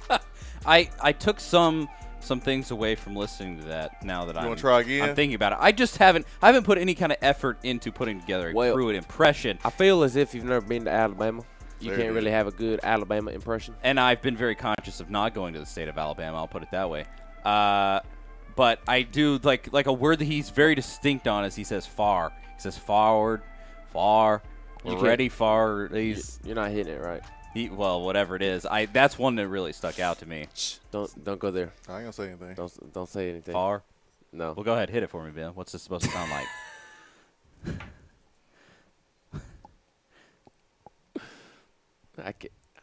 If you didn't catch on to the joke, I got it. Okay, you got to. Nothing. Are you not gonna say it? Say what? Far? You said I can't say it right. Say it. Say it right. Well, you weren't saying far. You were saying like forward. He said forward. He says forward. He says forward. But you're trying to move forward. Like well, I heard like he was saying forward, FOR, not forward in the video. And that too when he says far, when he says we're ready for the season or whatever. I've lived in Alabama, but I haven't lived in Alabama long enough where I can nail down the four. I don't understand the far. I mean, I can, like just a general like East Tennessee accent. I mean, I can do that. I mean, it's not that far off. I mean, we act like Alabama, but it's on a different, different side of the country. South of Huntsville, it is. I mean, it is literally a few minutes away. But my go-to is like kind of like hey, welcome to East Tennessee. I go Vols like that. That doesn't sound like Jeremy Pruitt. That's not. That's closer than what you did before. What you did before was Bill Clinton. No, that's true. I mean, it's not Bill Clinton, but yeah. Oh, man, 865-255-03, B-Drive Waterproofing Hotline. Volstorm on Twitter says, the best part about the Carolina fan saying it's okay because Pruitt is volatile and he'll blow up. Y'all have Will Muschamp. I didn't see that. He said it's okay because Pruitt will blow up. Y'all listen to Aaron Murray too much. Carolina fans. Y'all have Will Muschamp. Who, before he got the job, was warned that his behavior on the sideline was going to have to change. Okay. You kidding me? When you're being accused of cheating, you're doing something right. You're doing something right. How many times have you heard about Bama cheating? We had an anonymous coach talk about how Saban was cheating. Which, big ups to Joel Klatt for going on Joel. I like Joel better. Joel Embiid. Joel Klatt for going on what's Skip Bayless' show? I don't know the name of the show. Undisputed. I love Shannon Sharp, but I avoid that show solely because of Skip Bayless. Joel Klatt went on there and buried that anonymous source, and it was beautiful. Just absolutely buried. He called it cowardly. It was beautiful. I ain't feeling Joel right now, man. Why's that? Because he's still. Oh, because the other day he's still on that, man. Yeah. He's still on his nonsense about Tennessee and on the fans. Cristiano, I ain't feeling that. So, good job, Joel. But until you read Martin Nagy's book, Decade Dysfunction, well, you can sit down somewhere. He did a good job of burying Skip Bayless, and yes. Anybody who buries Skip Bayless deserves an attaboy all day, every day, because Skip Bayless is out here saying that Jim Harbaugh is the best coach in the country and that Nick Saban is overrated. Nick Saban has won 5 national championships in 10 years. Half a decade. Recruiting is the baseline of your program. If you're not a good recruiter, you're not going to succeed in college football. So the anonymous coach can knock Nick Saban for only caring he's only a good recruiter. Well, you kind of have to be a good recruiter to win in this conference, in this league. Just blasphemy. I mean, ridiculousness. Recruiting is a part of coaching. I've said. I mean, it is.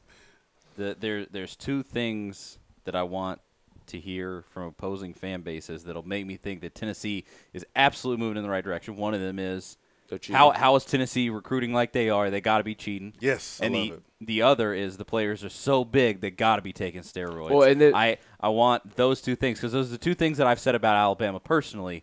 Like they're recruiting so well. How are they doing this? And I've looked at their players and I said they are so stacked that it's got to be some deer antler spray involved. You're missing a third and fourth one. Third, the refs are on Tennessee's side. Ah, yes. Mm-hmm. Fourth is ESPN/announcers love Tennessee. All they do is talk about Tennessee.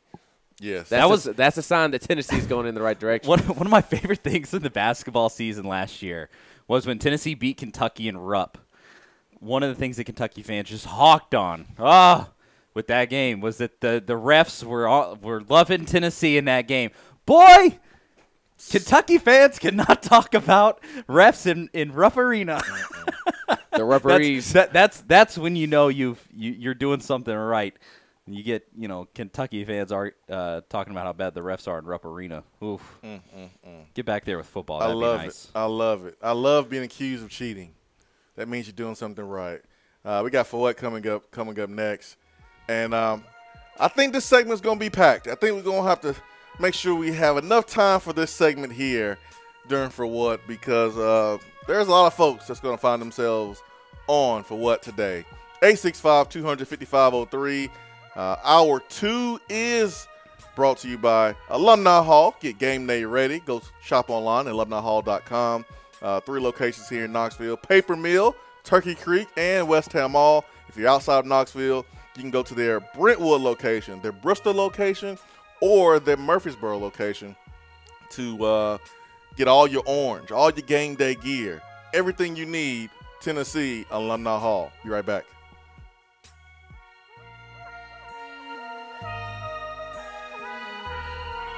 Today looks to be sunny with a high of 80 and a low of 59. More sunshine tomorrow with highs climbing back into the mid-80s and a low around 62. Saturday, partly sunny skies with a high in the mid-80s. Weather on the Swain event is brought to you by B-Dry. If your basement is wet or cracked, B-Dry can help. BDry.com. Do you have cracks in your foundation?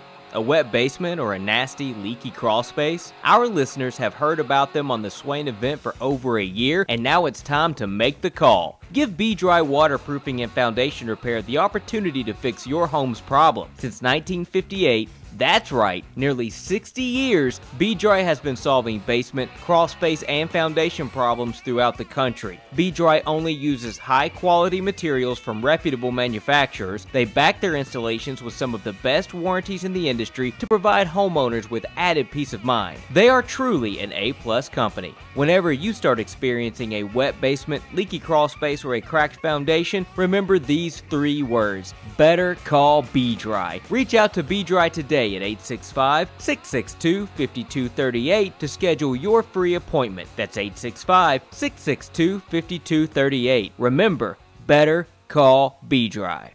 Having surgery can be scary, and having to navigate around a massive medical center can be even more overwhelming. Fortunately, the premier office-based surgery center in Knoxville offers a convenient and affordable option for surgical care.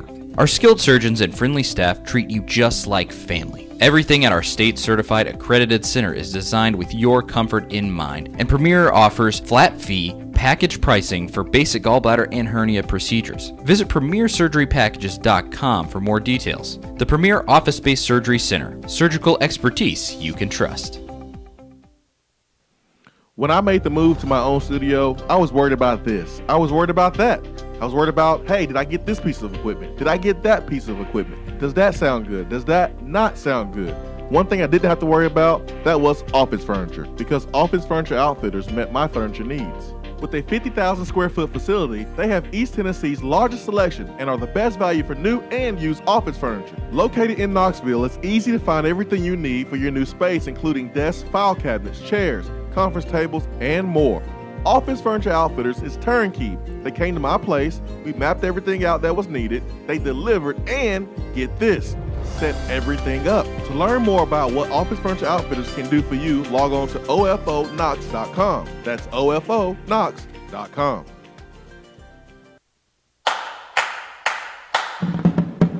It's almost football time in Tennessee, which means it's time to get geared up at Alumni Hall. Find the best selection of Nike, Nike Golf, Tommy Bahama, and all those retro logos you love. Don't forget about your game day crew. Plenty of selection for the ladies, the little balls, and to upgrade their tailgate. Shop now at one of their 6 convenient locations in Tennessee or 24/7 at alumnihall.com.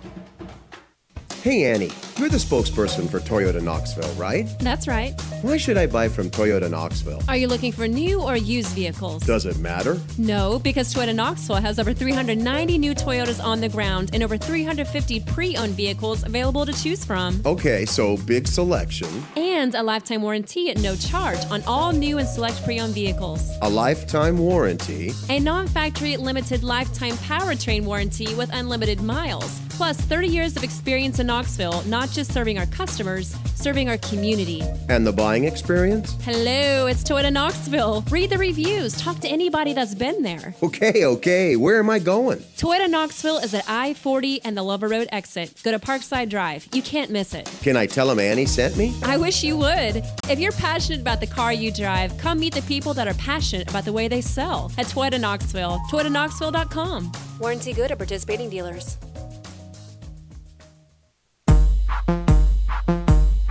Butch Jones replacing Philip Fulmer on the Jumbotron. For what? People getting drunk and stumbling into the wrong house. For what? Butch saying a chart told him to kick an extra point instead of going for 2. For what? People who break the law while breaking the law. For what?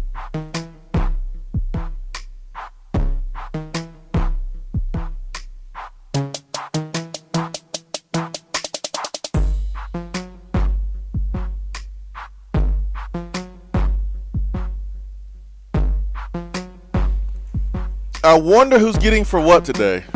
I wonder where for what's going to come from. Where will we find it for what today on a Thursday in East Tennessee? Oh, I know. How about Columbus, Ohio? How about Ohio State and the way they handled the Urban Meyer 3-game suspension? How about the NCAA for finding themselves in a position where a head coach is suspended for 3 games for the mishandling of a rogue assistant coach who absolutely embarrasses what college football is supposed to be about, but you have 3 and 4 and 5 game suspensions for kids who sold tennis shoes. How about that for what today? I might have the biggest for what for the administrator that said thus. While Urban's denials were plainly not accurate, Coach Meyer did not, in our view, deliberately lie. What? What does that... I mean, obviously, we already talked about this a little bit, kind of made fun of it. What is the difference between lying and deliberately lying? Makes no sense. What does that mean? He did not deliberately lie, although he was plainly inaccurate. What does that even mean? Yeah, it makes no sense. I mean, from every single angle of this, it just deserves the biggest for what we have in the for what bag. Yeah, it's so ridiculous. Makes no sense. Makes no sense at all. That's today's for what. I mean, there's no reason to give anything else any attention during this segment besides Ohio State because they deserve for what. Let me move on though. Go ahead, Ben. This is within the Ohio State spectrum. Last night, Nicole Auerbach, she covers college football in general for The Athletic.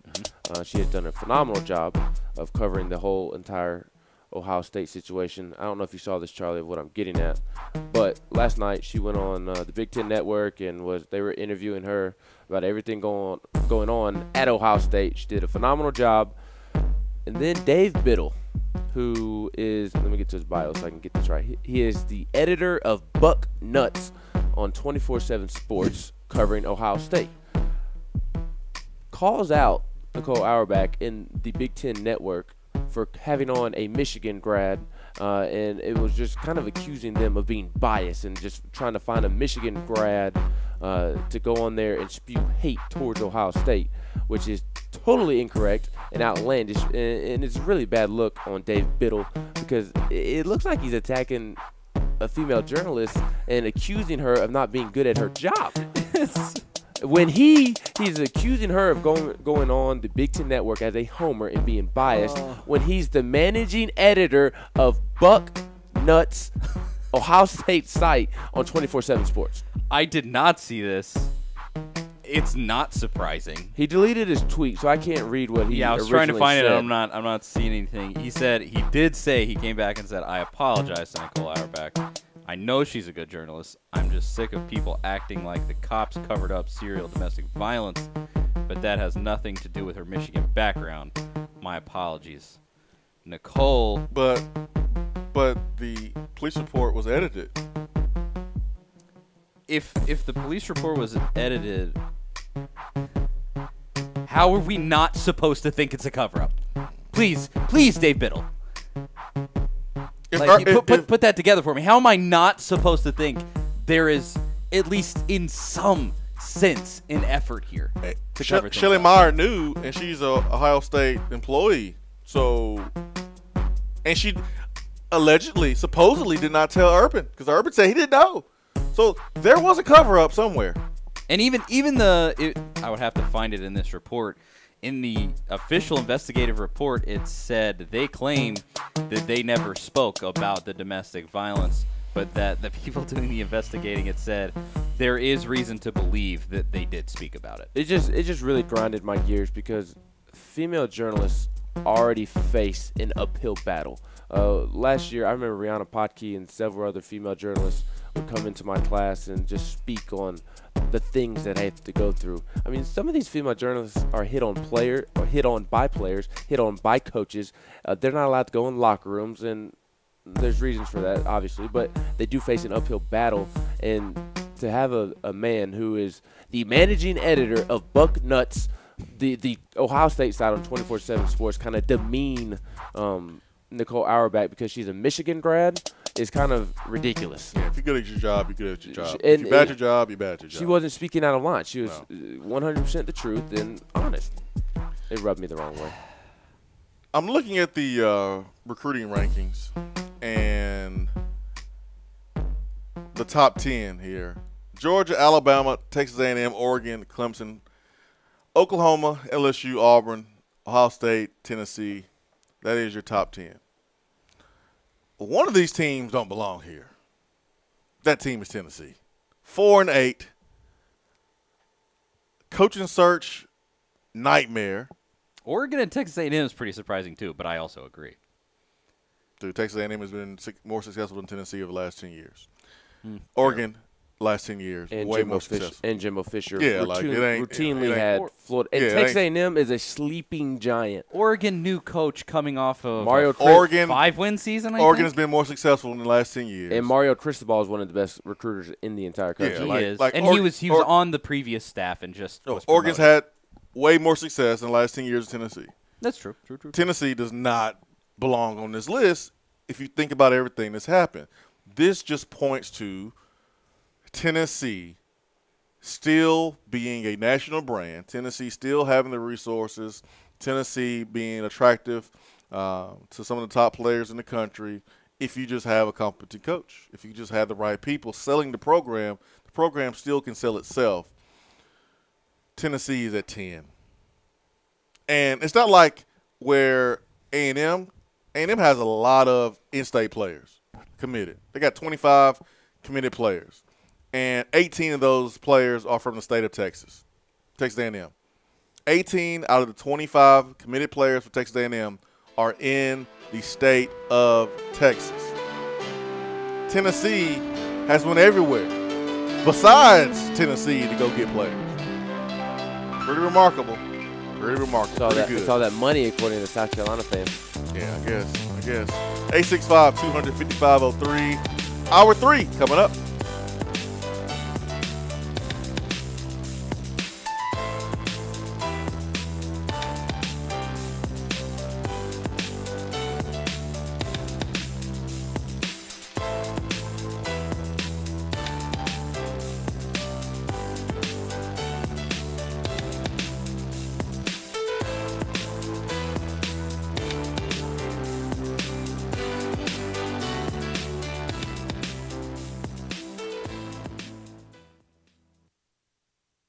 If you love the Swain event and you want more of the show every day, you can now get it with Swain Event Plus. Swain Event Plus features exclusive, in-depth interviews with former Vols. She saved my life.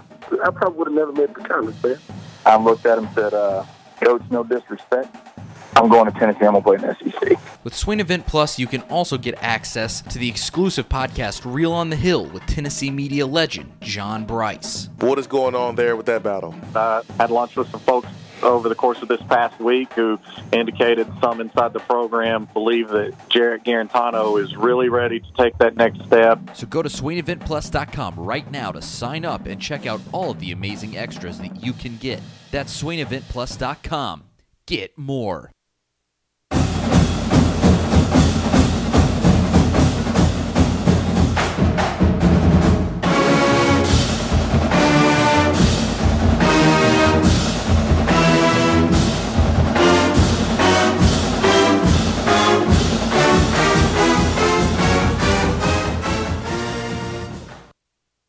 Hour 3 of the Swain event is brought to you by the Low T Center and LowTCenter.com. Do you know your numbers? Feel like you again. Let us help.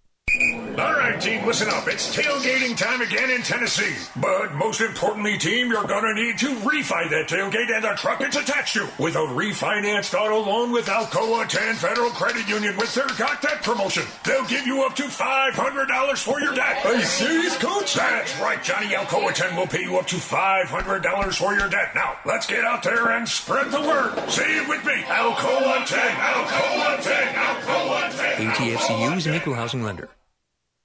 For a replay of each day's Swain Event TV, like us on Facebook.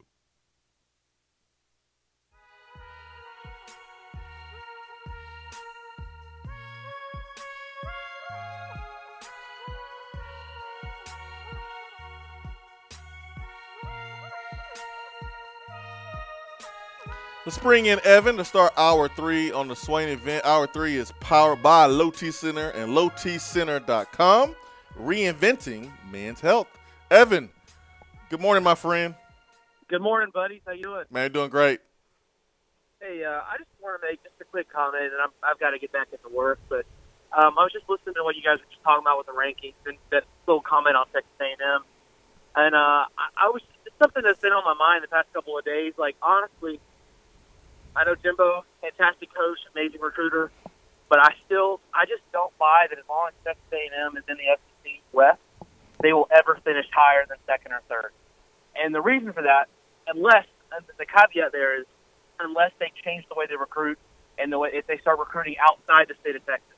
The reason I say that is I believe personally that recruiting in the state of Texas is completely different than it was 15 years ago. And the reason for that is the way the high school offenses are run and the systems that are installed. Everything now has gone to this spread system where on the defensive line, on the offensive linemen are all being taught to run these zone blocking schemes, which we've seen how well that's worked for us the past 5 years in the SEC. The offensive linemen are smaller.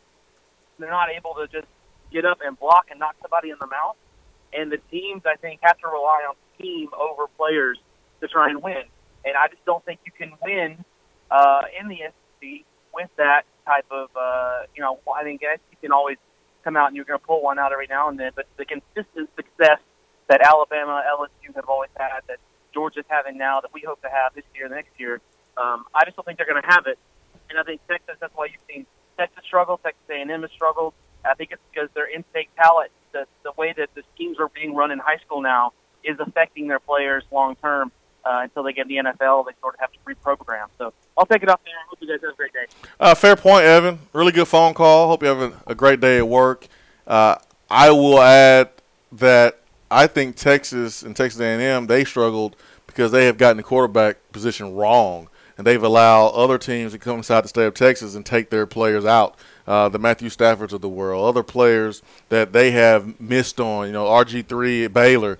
If RG3 is at Texas or Texas A&M during that time, are they better? The answer is absolutely yes. So I think Texas and Texas A&M have struck out at the quarterback position, except for Johnny Manziel.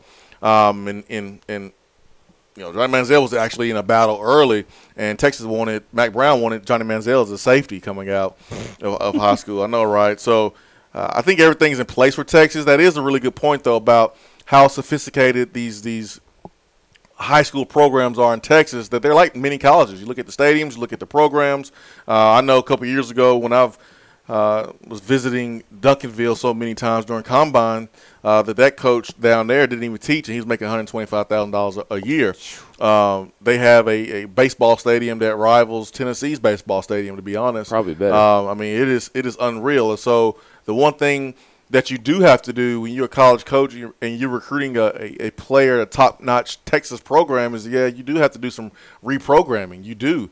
And that's why your evaluation is so important, and you have a set parameter that you're trying to meet with the player's size and speed and their style of play and their competitive nature. Jimbo Fisher built a team in Florida State that could have been in the SEC. Jimbo Fisher knows what it takes to win a championship. He's only one of few coaches, active football coaches as a coach, and I think he's one of 4 who've won a championship that are still coaching. You throw in Urban Meyer, Dabo, Nick Saban, and him. I think they're the only 4 guys who are coaching now who have won a championship. So Jimbo knows how to do it. And I think in 3-5 years, I think they'll pass up LSU and Auburn, and they'll have a chance to really challenge Alabama because they have the resources. They are printing money at Texas A&M, printing money.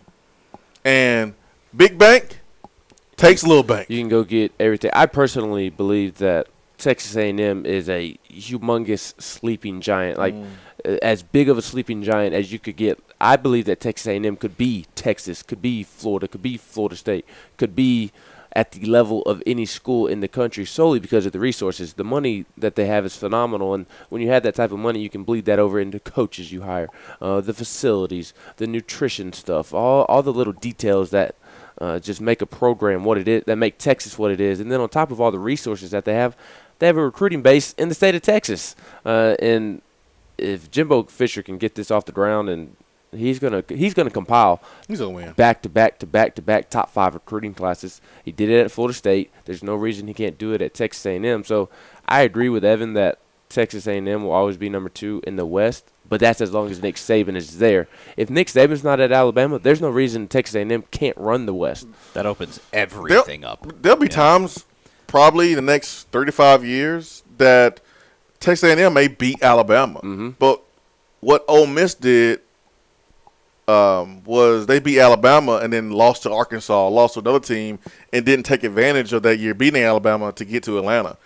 That's what you have to do. If you beat Alabama in the West, you got to go. You got to go to Atlanta to really kill Alabama's chances to play for a championship because they're going to be back. They're going to get better throughout the season. And if you give them another opportunity late in the season to compete for a championship, more times than not, they're going to win. And so I think A&M will challenge Alabama. There's too much resources.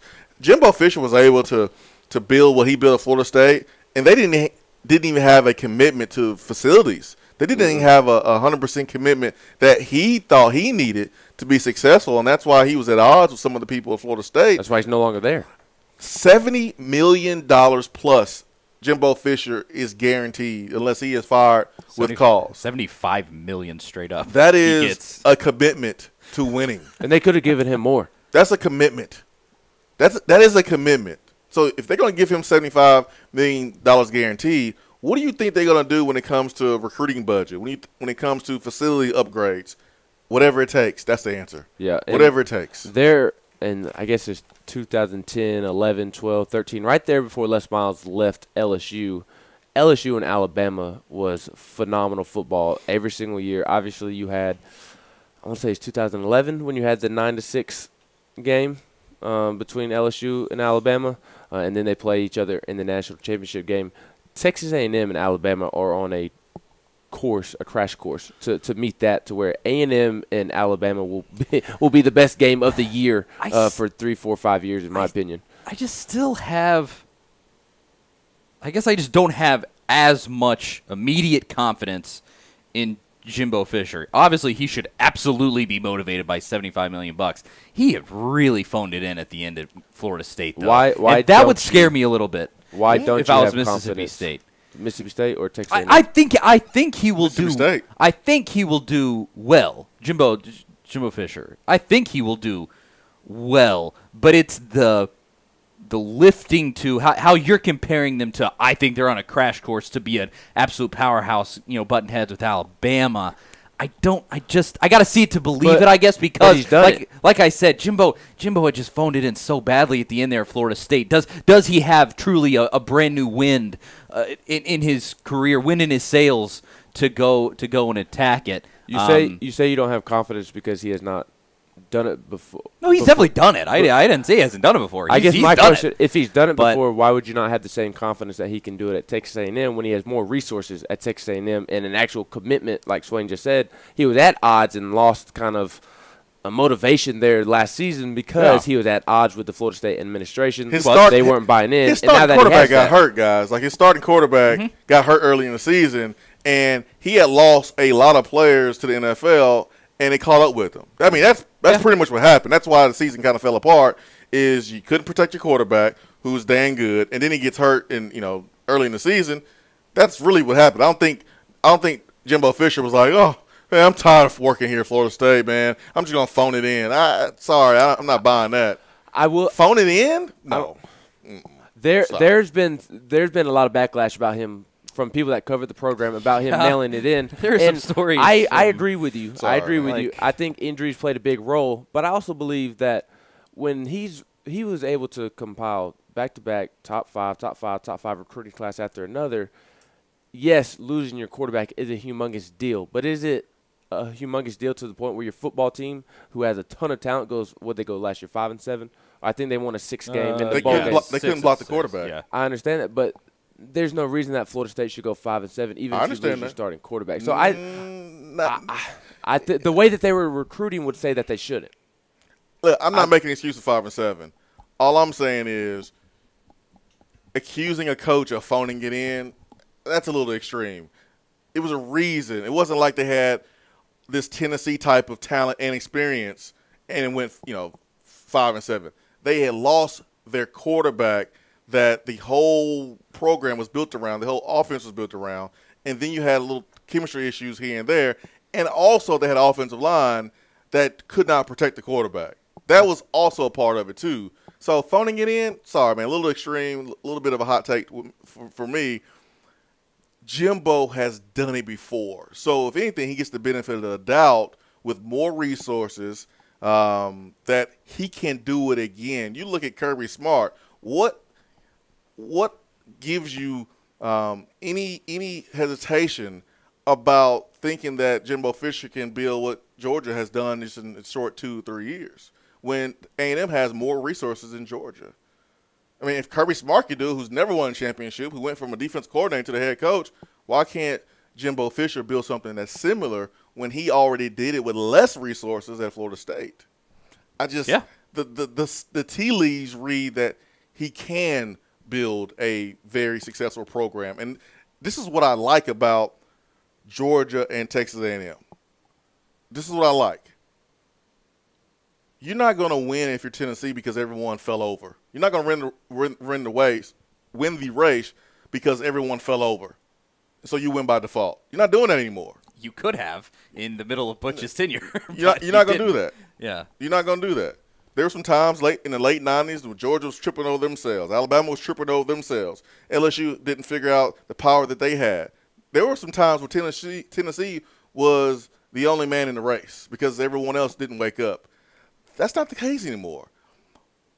What I like about A&M, what I like about Georgia, and unfortunately what Alabama's doing, is it is forcing Tennessee brass to look at themselves in the mirror and go, hey, guys, we got to come together. We got the resources.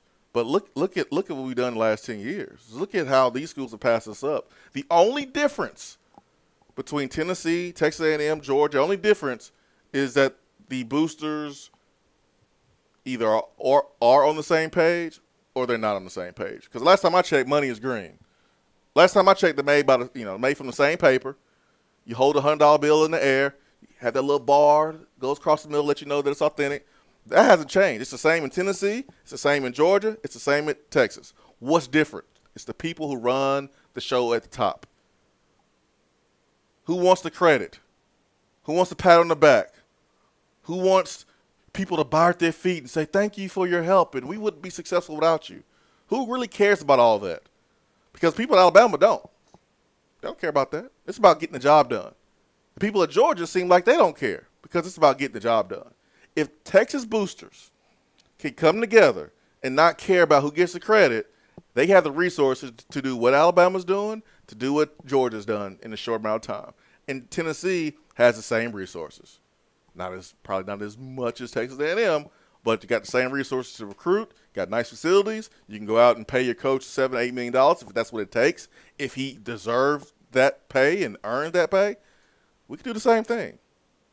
So it's challenging everybody else to be better. I like it. Purely with Texas A&M, I mean, it is just I gotta see it to believe it. Yes, Jimbo is great. Yes, he's done it at a high level. Yes, he's recruiting well so far. But will he be butting his head with Alabama? Well, you all got to believe it to see it to believe it. I mean, that's not really stepping out there on the ledge or it sounded like y'all were almost just assuming like, yep, Texas A&M's definitely going to be number 2 in the league, and that's just a given. Is it a given? They were challenging at times Alabama when Kevin Sumlin was there. I mean, I don't think Sumlin ever finished above 3rd in the West. They beat Alabama. They were only one of the few teams in the SEC in the last couple of years under Saban that's beaten Alabama. And came close to beating them twice more. Yeah. Yeah. I mean, yeah. So who else besides A&M and Ole Miss and Auburn have beaten Alabama? But who has actually played good enough football to win the West over Alabama? But only Auburn. Again, Kevin Sumlin was right there beating Alabama, and Jimbo Fisher, who's one of 4 coaches who won the national championship, and Texas A&M has increased their dedication, I guess their commitment to winning. I mean, I'm not guaranteeing anything. There's nothing to guarantee, but how can you dismiss what Jimbo has done and not give him a benefit of the doubt to possibly challenge Alabama in the West? Who else is going to challenge Alabama in the West? Who else? Well, Auburn. And then Auburn won the West last year. What? They won the SEC West. What? So Auburn. That's not a crazy assumption. To challenge him to be second over the next 3 or 4 years, to be second consistently? Why not? You get another quarterback like old boy they got now. But you're giving the benefit of the doubt to Gus Malzahn, but you're not giving to a dude who won a championship at a different place with less resources. I've just seen Gus Malzahn coach. What have you not seen in Jimbo Fisher? You've seen him coach and win a national championship, something Gus Malzahn has. You're giving Gus Malzahn the benefit of the doubt, but not Jimbo Fisher. The SEC West ain't the SEC. Jimbo beat Gus Malzahn. He did. That's true. In a national championship. If you're going to give Gus Malzahn the benefit of the doubt, Jimbo Fisher deserves double. I've just seen it with my own 2 eyes. I want to see. Okay. Got it. I want to see Jimbo Fisher actually do it because Texas A&M, and I know this because my sister went to Texas A&M. I know people from Texas A&M. They've had problems like Tennessee in the past with administrators being petty, with boosters being petty. So I mean, it's not a utopia over there. But the same thing is going on at Florida State, and he was able to win the national championship 5 years ago. Hey man, Alabama probably gonna compete for a championship, but no, I ain't gonna say that because we gotta believe it. We gotta see it to believe it. I mean, when it happens at Texas A&M, I'll be right here to say, yep, Jimbo's, yep. He's the guy to keep Texas A&M second in the West perennially. Okay. I'm here for it. All right. 865-255-03, Beat Drive Waterproofing Hotline. Be right back.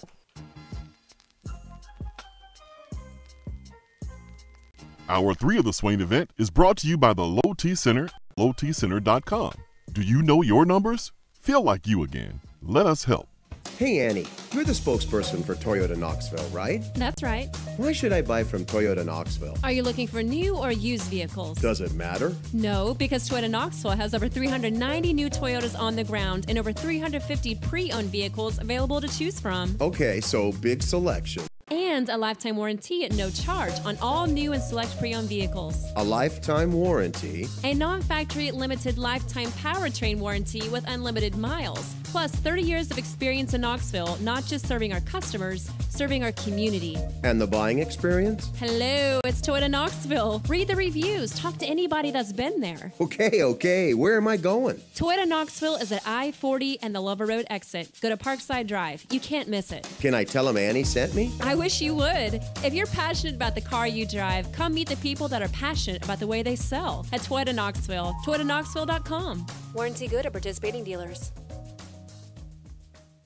Get ready for a better school year by shopping the Back to School sale at Better Mattress happening now. Whether you're a parent or a student, you know a good night's sleep makes a difference in your day. Whether it's the patience to sit in school traffic or the concentration you need to pass your test, a better night's sleep is super important for the whole household. Right now, choose a twin, full, or queen bundle deal, all starting at just $379. The Back to School bundle deal from Better Mattress is everything you need in one stop for a better night's sleep. Get a mattress, box spring, frame, sheets, and a memory foam pillow, all delivered for free, starting at just $379. You choose the size twin, full, or queen, the price stays the same. We know one size doesn't fit all. Over a dozen different mattresses qualify for this offer. Have a better school year this year. Get the Better Mattress Back to School bundle deal while supplies last. Tell them Seth sent you and ask to try my mattress. Don't wait, shop now. Chat live with the representative at bedrmattress.com. Good night just got better. Gentlemen, get back in the game. Did you know that 1 out of every 3 men over 40 may have low testosterone? Low T levels can make you feel tired and grumpy. Do you know your numbers? Well, I know my numbers. Low T Center made it quick and easy. I walked in, I took a simple blood test, and I knew my result in about 20 minutes. Their service is even covered by most health insurance. So give them a call, 865-392-1388. That's 865-392-1388. Or go to lowtcenter.com. Low T Center, reinventing men's healthcare. At work, can't call in? Don't feel bad. You can talk to the guys on the text box. It's part of the free Swain Event app.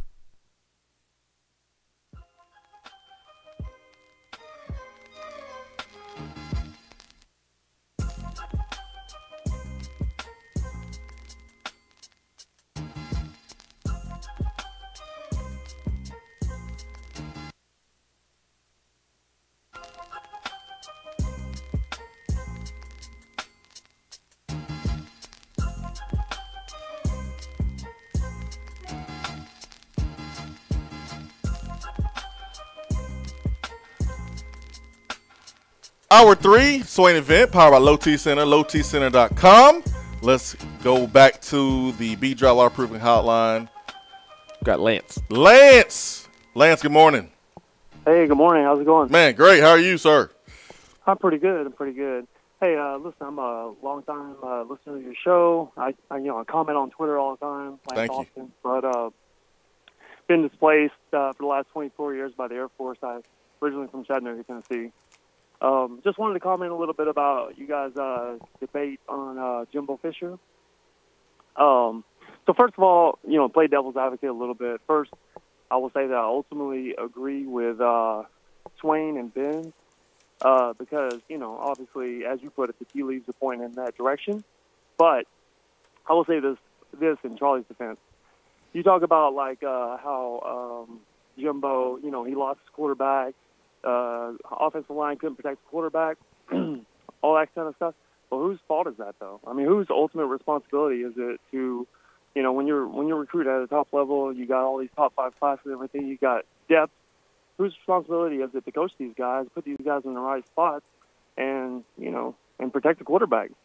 Yeah, that's his responsibility. But to make that point as if he's not going to be successful at Texas A&M because that little blip on a multi-year career that is 80% winning percentage in a national championship, I just don't think it holds a lot of water. He lost a lot of players to the NFL, and he had one year where things fell apart. That doesn't mean that he can't challenge Alabama year in and year out. It also doesn't mean that he's going to knock Alabama off the throne. But to sit here and just suggest that Jimbo Fisher can't challenge Nick Saban is kind of crazy because he's proven with less resources at Florida State that he can have one of the best programs in the country. I just think if anybody gets the benefit of the doubt, it is Jimbo Fisher. As Tennessee fans, we sit here and we'll give Jeremy Pruitt the benefit of the doubt, and he's never been a head coach before. But we give him that benefit of the doubt because of what he's done as a coordinator, what he's done as a recruiter. But we won't give Jimbo Fisher the benefit of the doubt with a $75 million guaranteed contract, oil money, and a ring already on his finger. I think it's kind of weird. Hey, absolutely. Look, I agree with you. I think that, he's got everything he needs, and I think he's proven it. And, he does get the benefit of the doubt. I think he'll be fine. I just wanted to point that out, play devil's advocate a little bit. And I would like to hear a little bit of discussion on that because, it sounds like a little bit of, Butch Jones kind of excuse-making there for Jimbo on his offensive line, Hey, man. Hey, I guess I'm butching it for Jimbo. They fell apart last year. I mean, they did. They looked bad, and Jimbo Fisher, all of the blame goes on him. I mean, when you lose NFL players, unfortunately, you have to play a lot of young players, and you got to get those guys ready. But I'll take what Jimbo did at Florida State here at Tennessee every day of the week.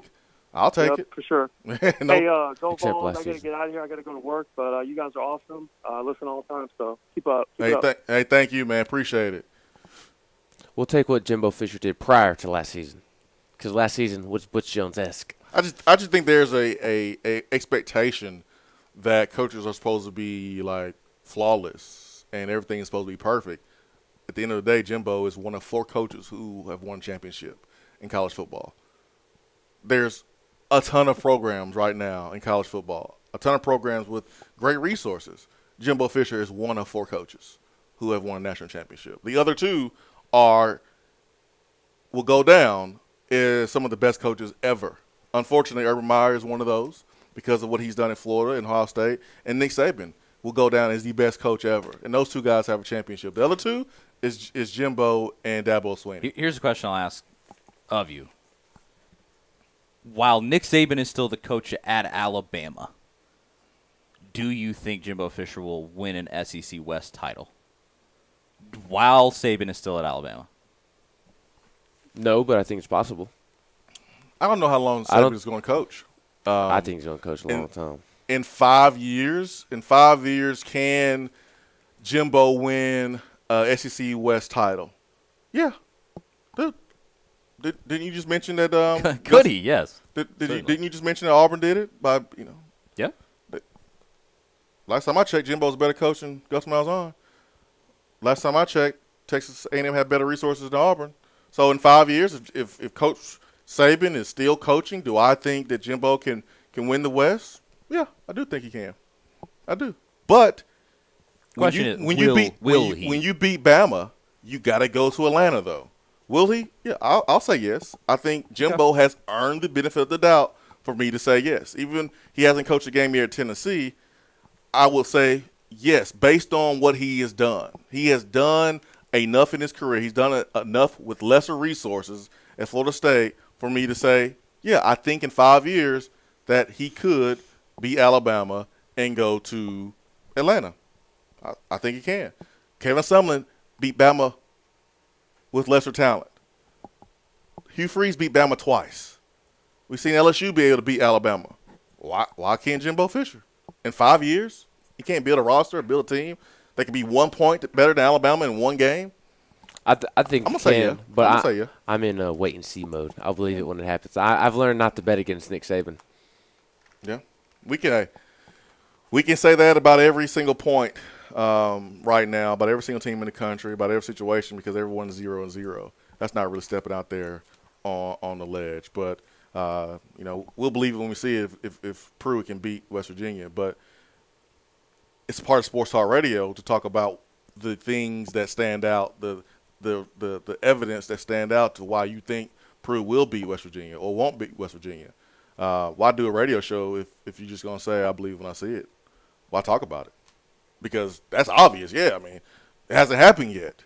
So we can all say, believe it until I see it. Well, I mean, I can make my prediction for Jimbo Fisher. I say no, he will not win an SEC West title while Nick Saban is still the coach at at Alabama. Does Alabama go 5-0 in those 5 years, and they represent Alabama, represent the SEC West in 5 of those years? Or you're saying you might see LSU in there, you might see Auburn in there? I think LSU is definitely, they're a volatile situation in terms of the decision that they make after this year. If it doesn't go so well, that could change everything in the SEC. You got a lot of factors that are going to come into it there.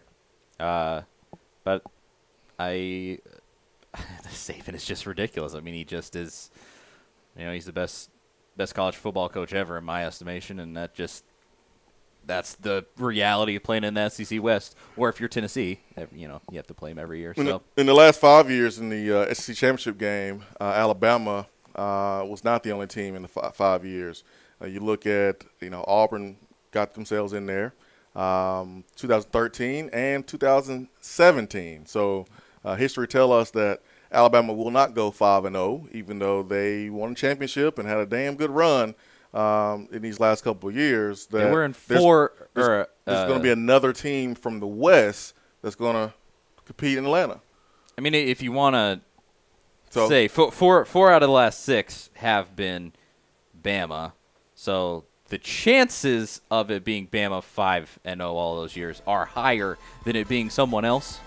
Yeah, but it hasn't been done. So if the same trend happens in the next 5 years, the question is, who will be these 2 teams out of 4 out of 6? Will it be Auburn again, or will it be LSU? Will it be Texas A&M? I mean, if you had to kind of guess, when you look at LSU, Coach Orgeron, the problems that they're having, you look at Ole Miss, they don't have Hugh Freeze, they don't have that roster. I would probably guess Auburn or Texas A&M. How dare you not guess Ole Miss or Arkansas or Mississippi State? Sorry, man. Sorry. I think it won't be Mississippi State. This coming year, I don't think Mississippi State will beat Alabama, but I think there is a possibility that Mississippi State could end up in Atlanta. I'll put it this way: the roster that Joe Moorhead has, this is probably as close as Mississippi State will ever get to being in that upper echelon with Alabama. Yes. Yeah, I'll put it that way. Yeah, I agree with you there. Yeah. I agree. This is it for Moorhead. Yeah. It's downhill from here, buddy. I'll tell you, if he messes up it's downhill this year. Yeah, it's downhill from here, man. Because LSU is going to get tired of Coach O. They're already tired of Coach O. And they're going to make a move with Joe Oliva, and they're going to wake up. And Auburn's Auburn. Yeah, Auburn's Auburn. So enjoy it now, Moorhead, because this is your chance. Hey, you're like Hinkle in Missouri when they first entered the league. You had your chance. You better maximize it, because after it's gone, it's gone. And don't look now, but Chad Morris is recruiting well at Arkansas. Well, fairly well. Matt Luke is recruiting well at Ole Miss by Ole Miss standards, and his players are playing for him. I'm talking about in relevance to Mississippi State and where they stand. Yeah. I'm with you. I know what you're saying. Hour 3 continues here in the Swain event. We'll go to the text box and your Facebook Live comments right here on the Swain event, fueled by Daddy and Barbecue, top 100 barbecue restaurant in America, where today's lunch special is the Bernie Mac. What is the Bernie Mac? I love that name.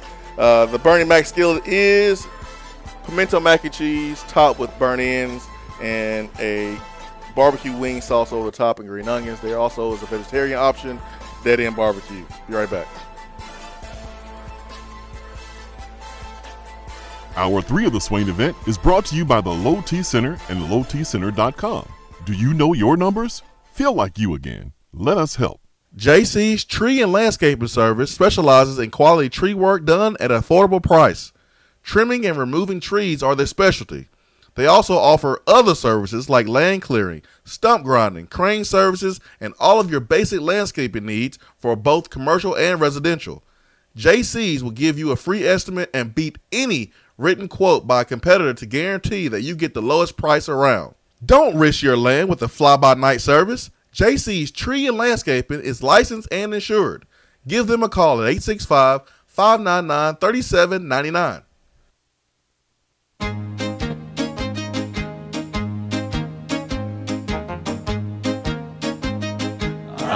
Goes Choose your car insurance. Nobody likes surprises, so switch to Erie Rate Lock. Get a great rate that stays that way even after an accident, ticket, or inflation. In fact, it's locked until you change a car, driver, or your address.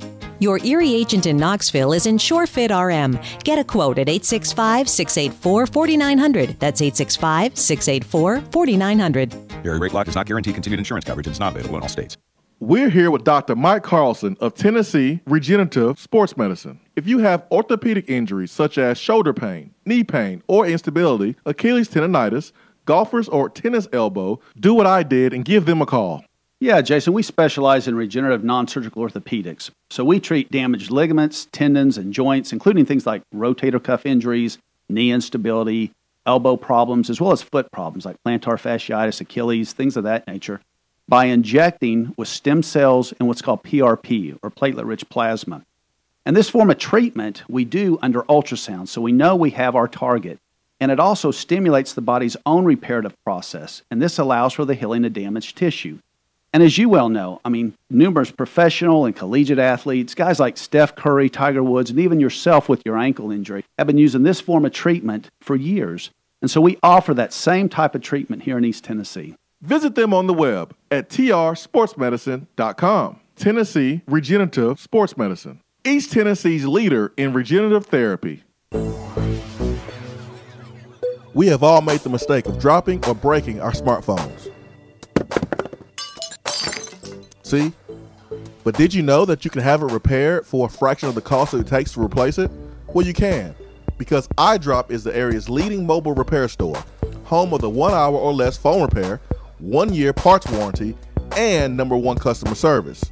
Broken screens, cracked cameras, charging ports, batteries, you break it, we'll fix it. If you didn't break your phone, protect it with one of our leading accessories such as LifeProof, OtterBox, UAG, Incipico, Caseology, and Spec. Visit our West Hills location at 7115 Kingston Pike between Office Depot and Hardee's, or call 865-888-9740 and speak with our trained technicians to see how we can get your phone working today. You're driving home, flashing blue lights in your rearview mirror. You pull over, step out of your car, and the next thing you know, you're being arrested for driving under the influence. Now what do? We all should be responsible. But remember, just because you're arrested doesn't mean you're guilty. Call criminal defense and DUI attorney Marcos Garza at 865-540-8300. The investigative teams at the Garza Law Firm know the justice system inside and out.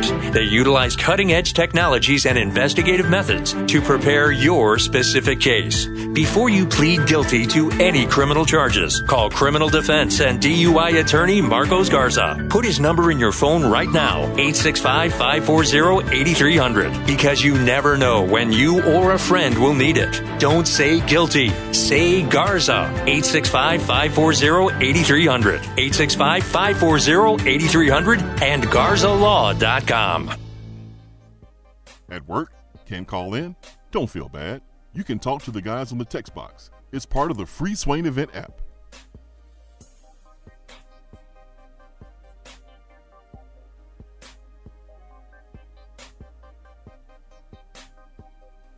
Al Wilson, Fred White, Jamal Lewis, Deion Grant, George Kidd, Eddie Moore, Troy Fleming, Jeff Coleman, Mercedes Hamilton, and more. This is the VFL meet and greet hosted by Leonard Little. Will take place at it's a real nice bar in Charlotte called Infused, 312 North Myers Street, from 6 p.m. to 7 p.m. Friday, August the 31st. So, meet and greet. There will not be many times where you get these players in the same place where you have an opportunity to go and shake their hand, have a conversation, and meet them. Not many. Been doing radio for a while now, and the last time I think we've had this type of opportunity was 2012 in Atlanta, right before Tennessee played NC State. So if you're going to be in Charlotte on Friday, make sure you get over there to Infused. Again, 312 North Myers Street, Charlotte, North Carolina, from 6 p.m. to 10 p.m. that Friday before the Tennessee-North Carolina game. Melvin McBride, big old offensive guard, committed to Tennessee yesterday. And Tennessee's not done, according to Jalen McCullough. Also, Brian Maurer, quarterback commit. Tennessee's not done. I can agree with those guys. They have a lot of players that they talk to, a lot of players who are holding Tennessee in high regard. Either has Tennessee 1 or 2 or 3. There's also some committers, some players who are committed silently, and I think some of our commitments know about that. And so, yes, Tennessee is not done in that area. Tennessee will have to make some decisions on some currently committed players and decide if they want to keep them or not. And that's a good position to be in. Very good position to be in. When you look at it at this very moment, does this recruiting class finish in the top 10? They just cracked it with the commitment yesterday. I think they Does do. it finish top 10? I think they do because I think they get Donnell Wright and Corvarius Crouch. And I that would pretty much seal it I think up. there's other big guys out there like Jaden Hill, who I think they have a really good chance at getting. So you pair those guys with, you already have, I believe they're what, number 9, number 8, number 10, somewhere just inside the top 10 at the moment. And Swain mentioned it earlier. There are other teams around Tennessee that have fewer commitments, and when they do pick up other commitments, Tennessee will likely fall. That's natural. But when you pick up guys like Donnell Wright and Corvarius Crouch and Jaden Hill, who I do think that Tennessee will end up landing, I think Tennessee will be able to stay up there. Yeah, Tennessee, according to Rivals, is 8th, and 247 is 10th. I'm going to answer Charlie's question. Do I think they will finish in the top 10? No. Do I care? No. Because Tennessee could be number 11 and have a dang good class. I'm not going to set the expectation that it's a failure if you're not in the top 10. It looks good. Perception, will tell you, hey, man, Tennessee is killing it in recruiting if you're in the top 10. But if you're in the top 11, you're not in the top 10. You're not in the top 10. I just don't care that much. I will care if you are outside the 20 or 25, something like that.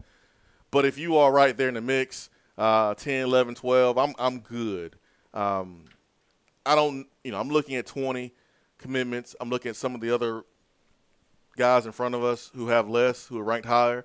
I'm looking at Florida State, who has 4 less than us. Auburn has 4 less than us. Texas has 5 less than us. This is Texas now. Texas will move up. Florida State will move up. Ohio State, 5 less than us.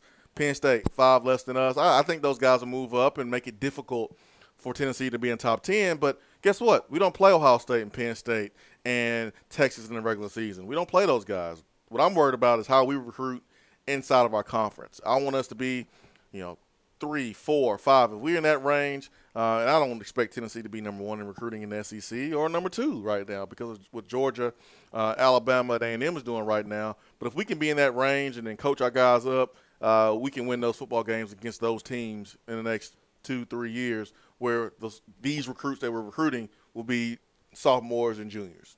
And if Tennessee keeps the nucleus of recruits that they have now and they can add the guys that I mentioned, I could care less where they land in the recruiting rankings because I truly believe that the class that they have now, regardless of where it's ranked, they have some guys that have some not All-American potentials because that's saying a lot, but have All-SEC type potential.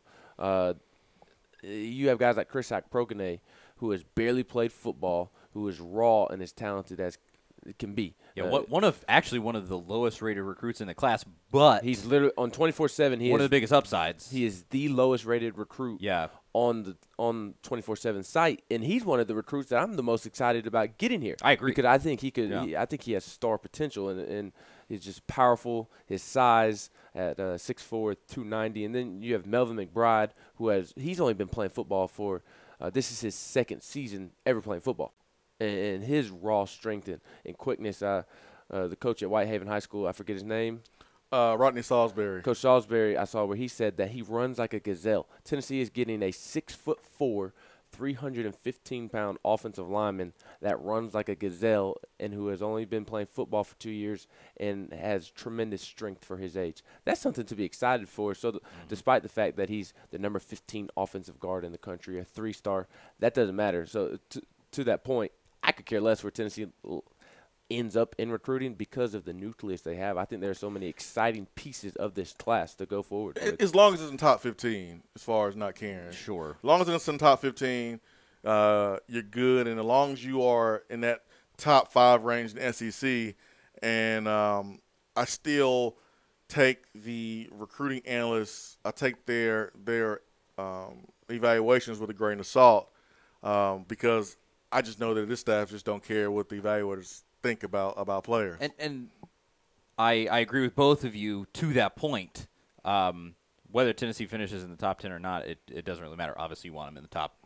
The 15 would be nice. Sounds good. Good. But something that Chris Lowe said yesterday, I asked him. He talks to lots of SEC coaches around the league. What have they said about Jeremy Pruitt? And one of the things that he said they've pointed out is that he's a great player evaluator. And so, just that right there, the fact that he has respect from other coaches in the SEC on the way that he evaluates players says a lot about him. And that right there makes me believe that whether this class is in the top 10 or not, he's getting guys that he believes will be the best for this football team. And so until I'm given a reason not to believe in his evaluation of players, I mean, I think that, whether it's top 10 or not, I'm going to believe in the players that he gets. Oh, you giving him the benefit of the doubt based on his track record, in recruiting, right? In recruiting, okay. And on what other coaches have said about him. Interesting. Anyways, here's my question. If we're going to take the recruiting rankings with a grain of salt, like you said, and as Charlie just mentioned, Chris Lowe said yesterday that other coaches believe that Jeremy Pruitt is a great evaluator of talent, why do we care if Tennessee is ranked in the top 15 when it's all said and done outside of perspective? Outside of perspective, why do we care if it's a top 15 class or if it's top 5 in the SEC? Because if Pruitt and his staff have their own rankings, why should we care whether Tennessee finishes with a high class on 24/7 Sports, on ESPN, on Rivals? We as in people in this room, or we as a fan base? Both.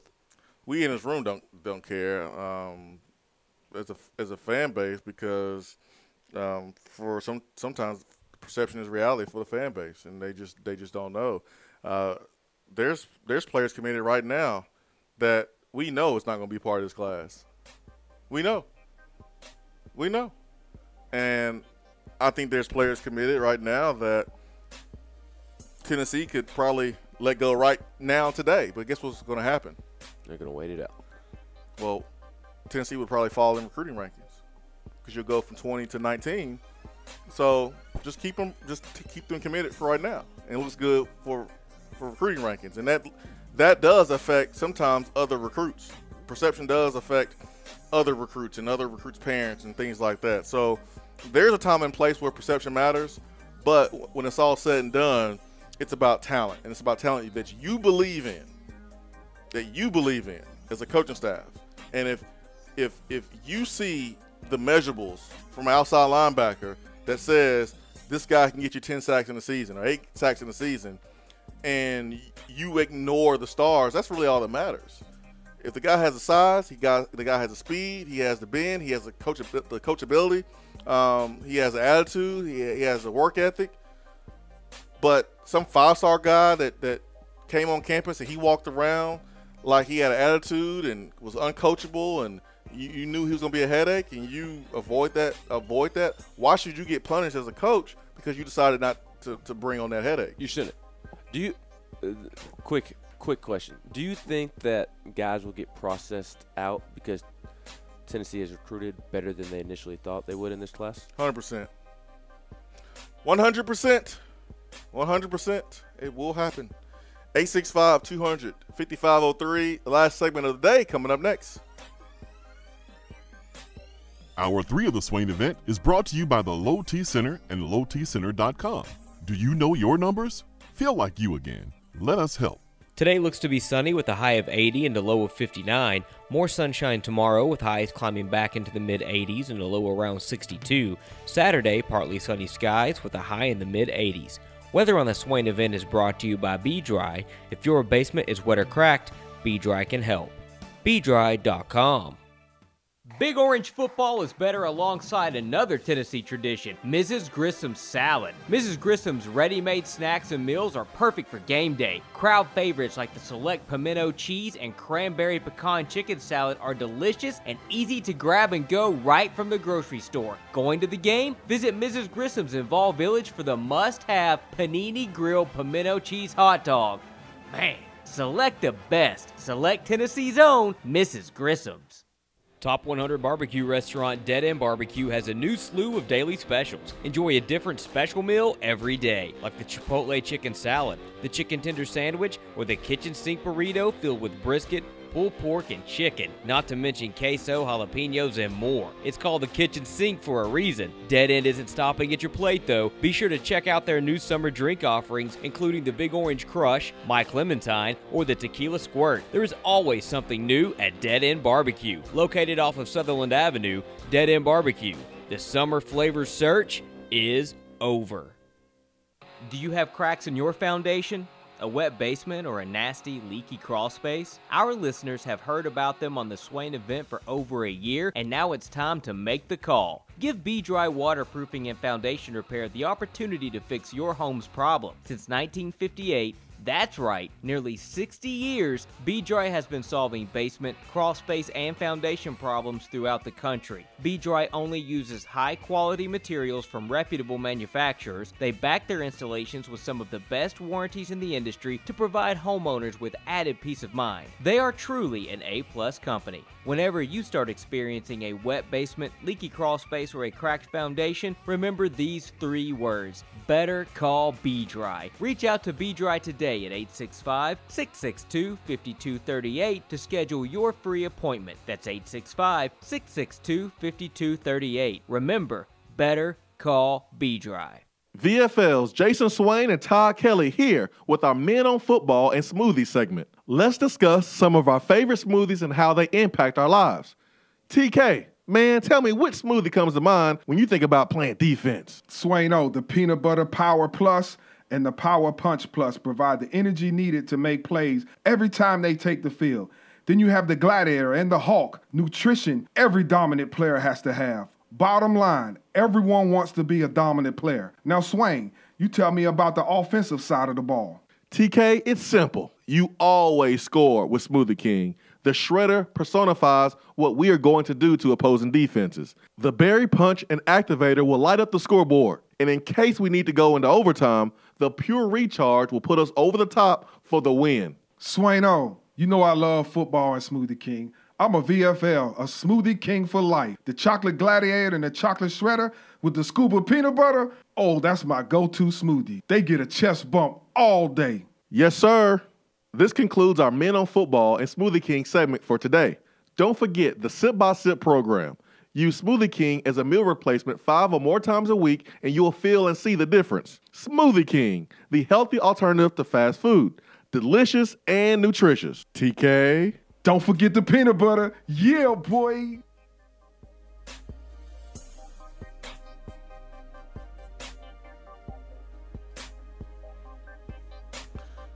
Do we see an announcement from Pruitt between now and Tuesday on the quarterback announcement?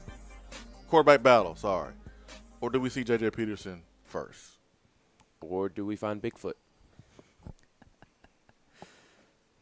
What will we hear from Jeremy Pruitt? I got to go back and watch and listen to Austin Price one-on-one sit-down with Pruitt.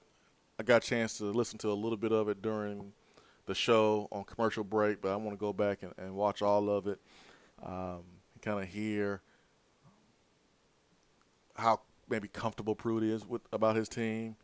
You know, heard some positive comments last night about practice and the start of classes and how sometimes, you know, you can have a bad practice with the start of class, but these guys yesterday had a really good one. And when I went to practice this week, I noticed more communication, more back and forth, more accountability, more coaching, more peer coaching. And that's always a really good sign. Whereas 3 weeks ago, when I was at practice, man, a lot of conversation from the coaches to the players. Try not to mess up. Not a lot of conversation player to player, not a lot of peer coaching, but I saw that this week, and that's a good sign. Does it mean Tennessee's going to win against West Virginia? Maybe. Maybe not.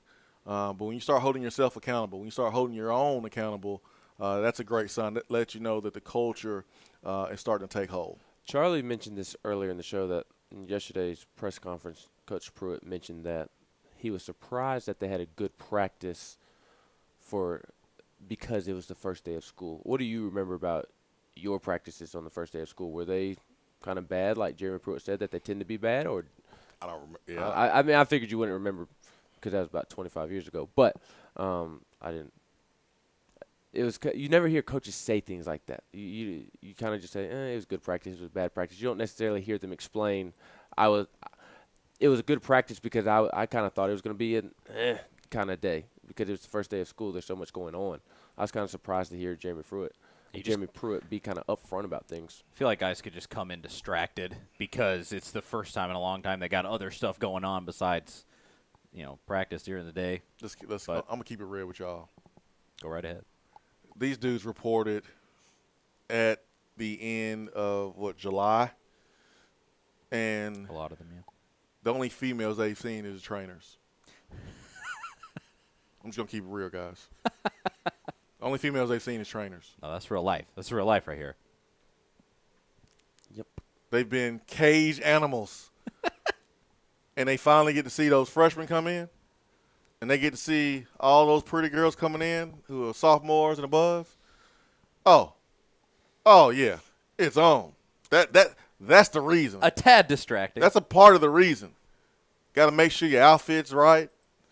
Make sure your J's are shined up. Man, hey, that's a part of it, and that's why it's sometimes a distraction, and you don't come in ready to work and ready to get better. And the first day of class practice sometimes gets a little sloppy. I don't personally remember each practice on a first day, but I do remember being in fall camp and looking at the same female in the training room every day, take my ankles.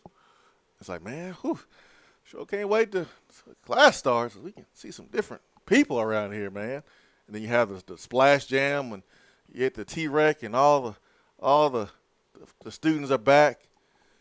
And you get to show off your six-pack that you've been working on during the summer. Oh, it happens. It happens. So a lot of distractions when the students come back to campus. And you got all the nice ladies. They're wearing the skirts and got the yoga pants on. Hey, these boys they're boys. They're young men. The good Lord put us on this earth to be attracted to – oh, boy, I'm about to get myself in trouble. Yeah. To be attracted to the opposite sex, and for some others to be attracted to the same sex, if that's what you like. So not a big problem for our players to maybe be a little bit distracted with first day of class. See that? First class. I got out of that one, no problem. No emails. First day of class is always nice because you get to see which females are in your class. You're right about that. That's the first thing you do when you walk in. Being honest. It's true. Yeah, those accounting classes were packed with honeys. Let me just tell you, my college days. Poor Charlie. Yeah. 865 is our number, 255-03. Another day in the books here in the Swain event. Boy, a lot of craziness in college football. Ohio State. Tennessee bringing in a big-time commitment with Melvin McBride. And the number's at 20. Woo! Tennessee's in the top 10. A lot of momentum in recruiting. Charlie Burris and Ben McKee, I'm Jason Swain. Hope you have a great, great Thursday. Peace and love. We're out.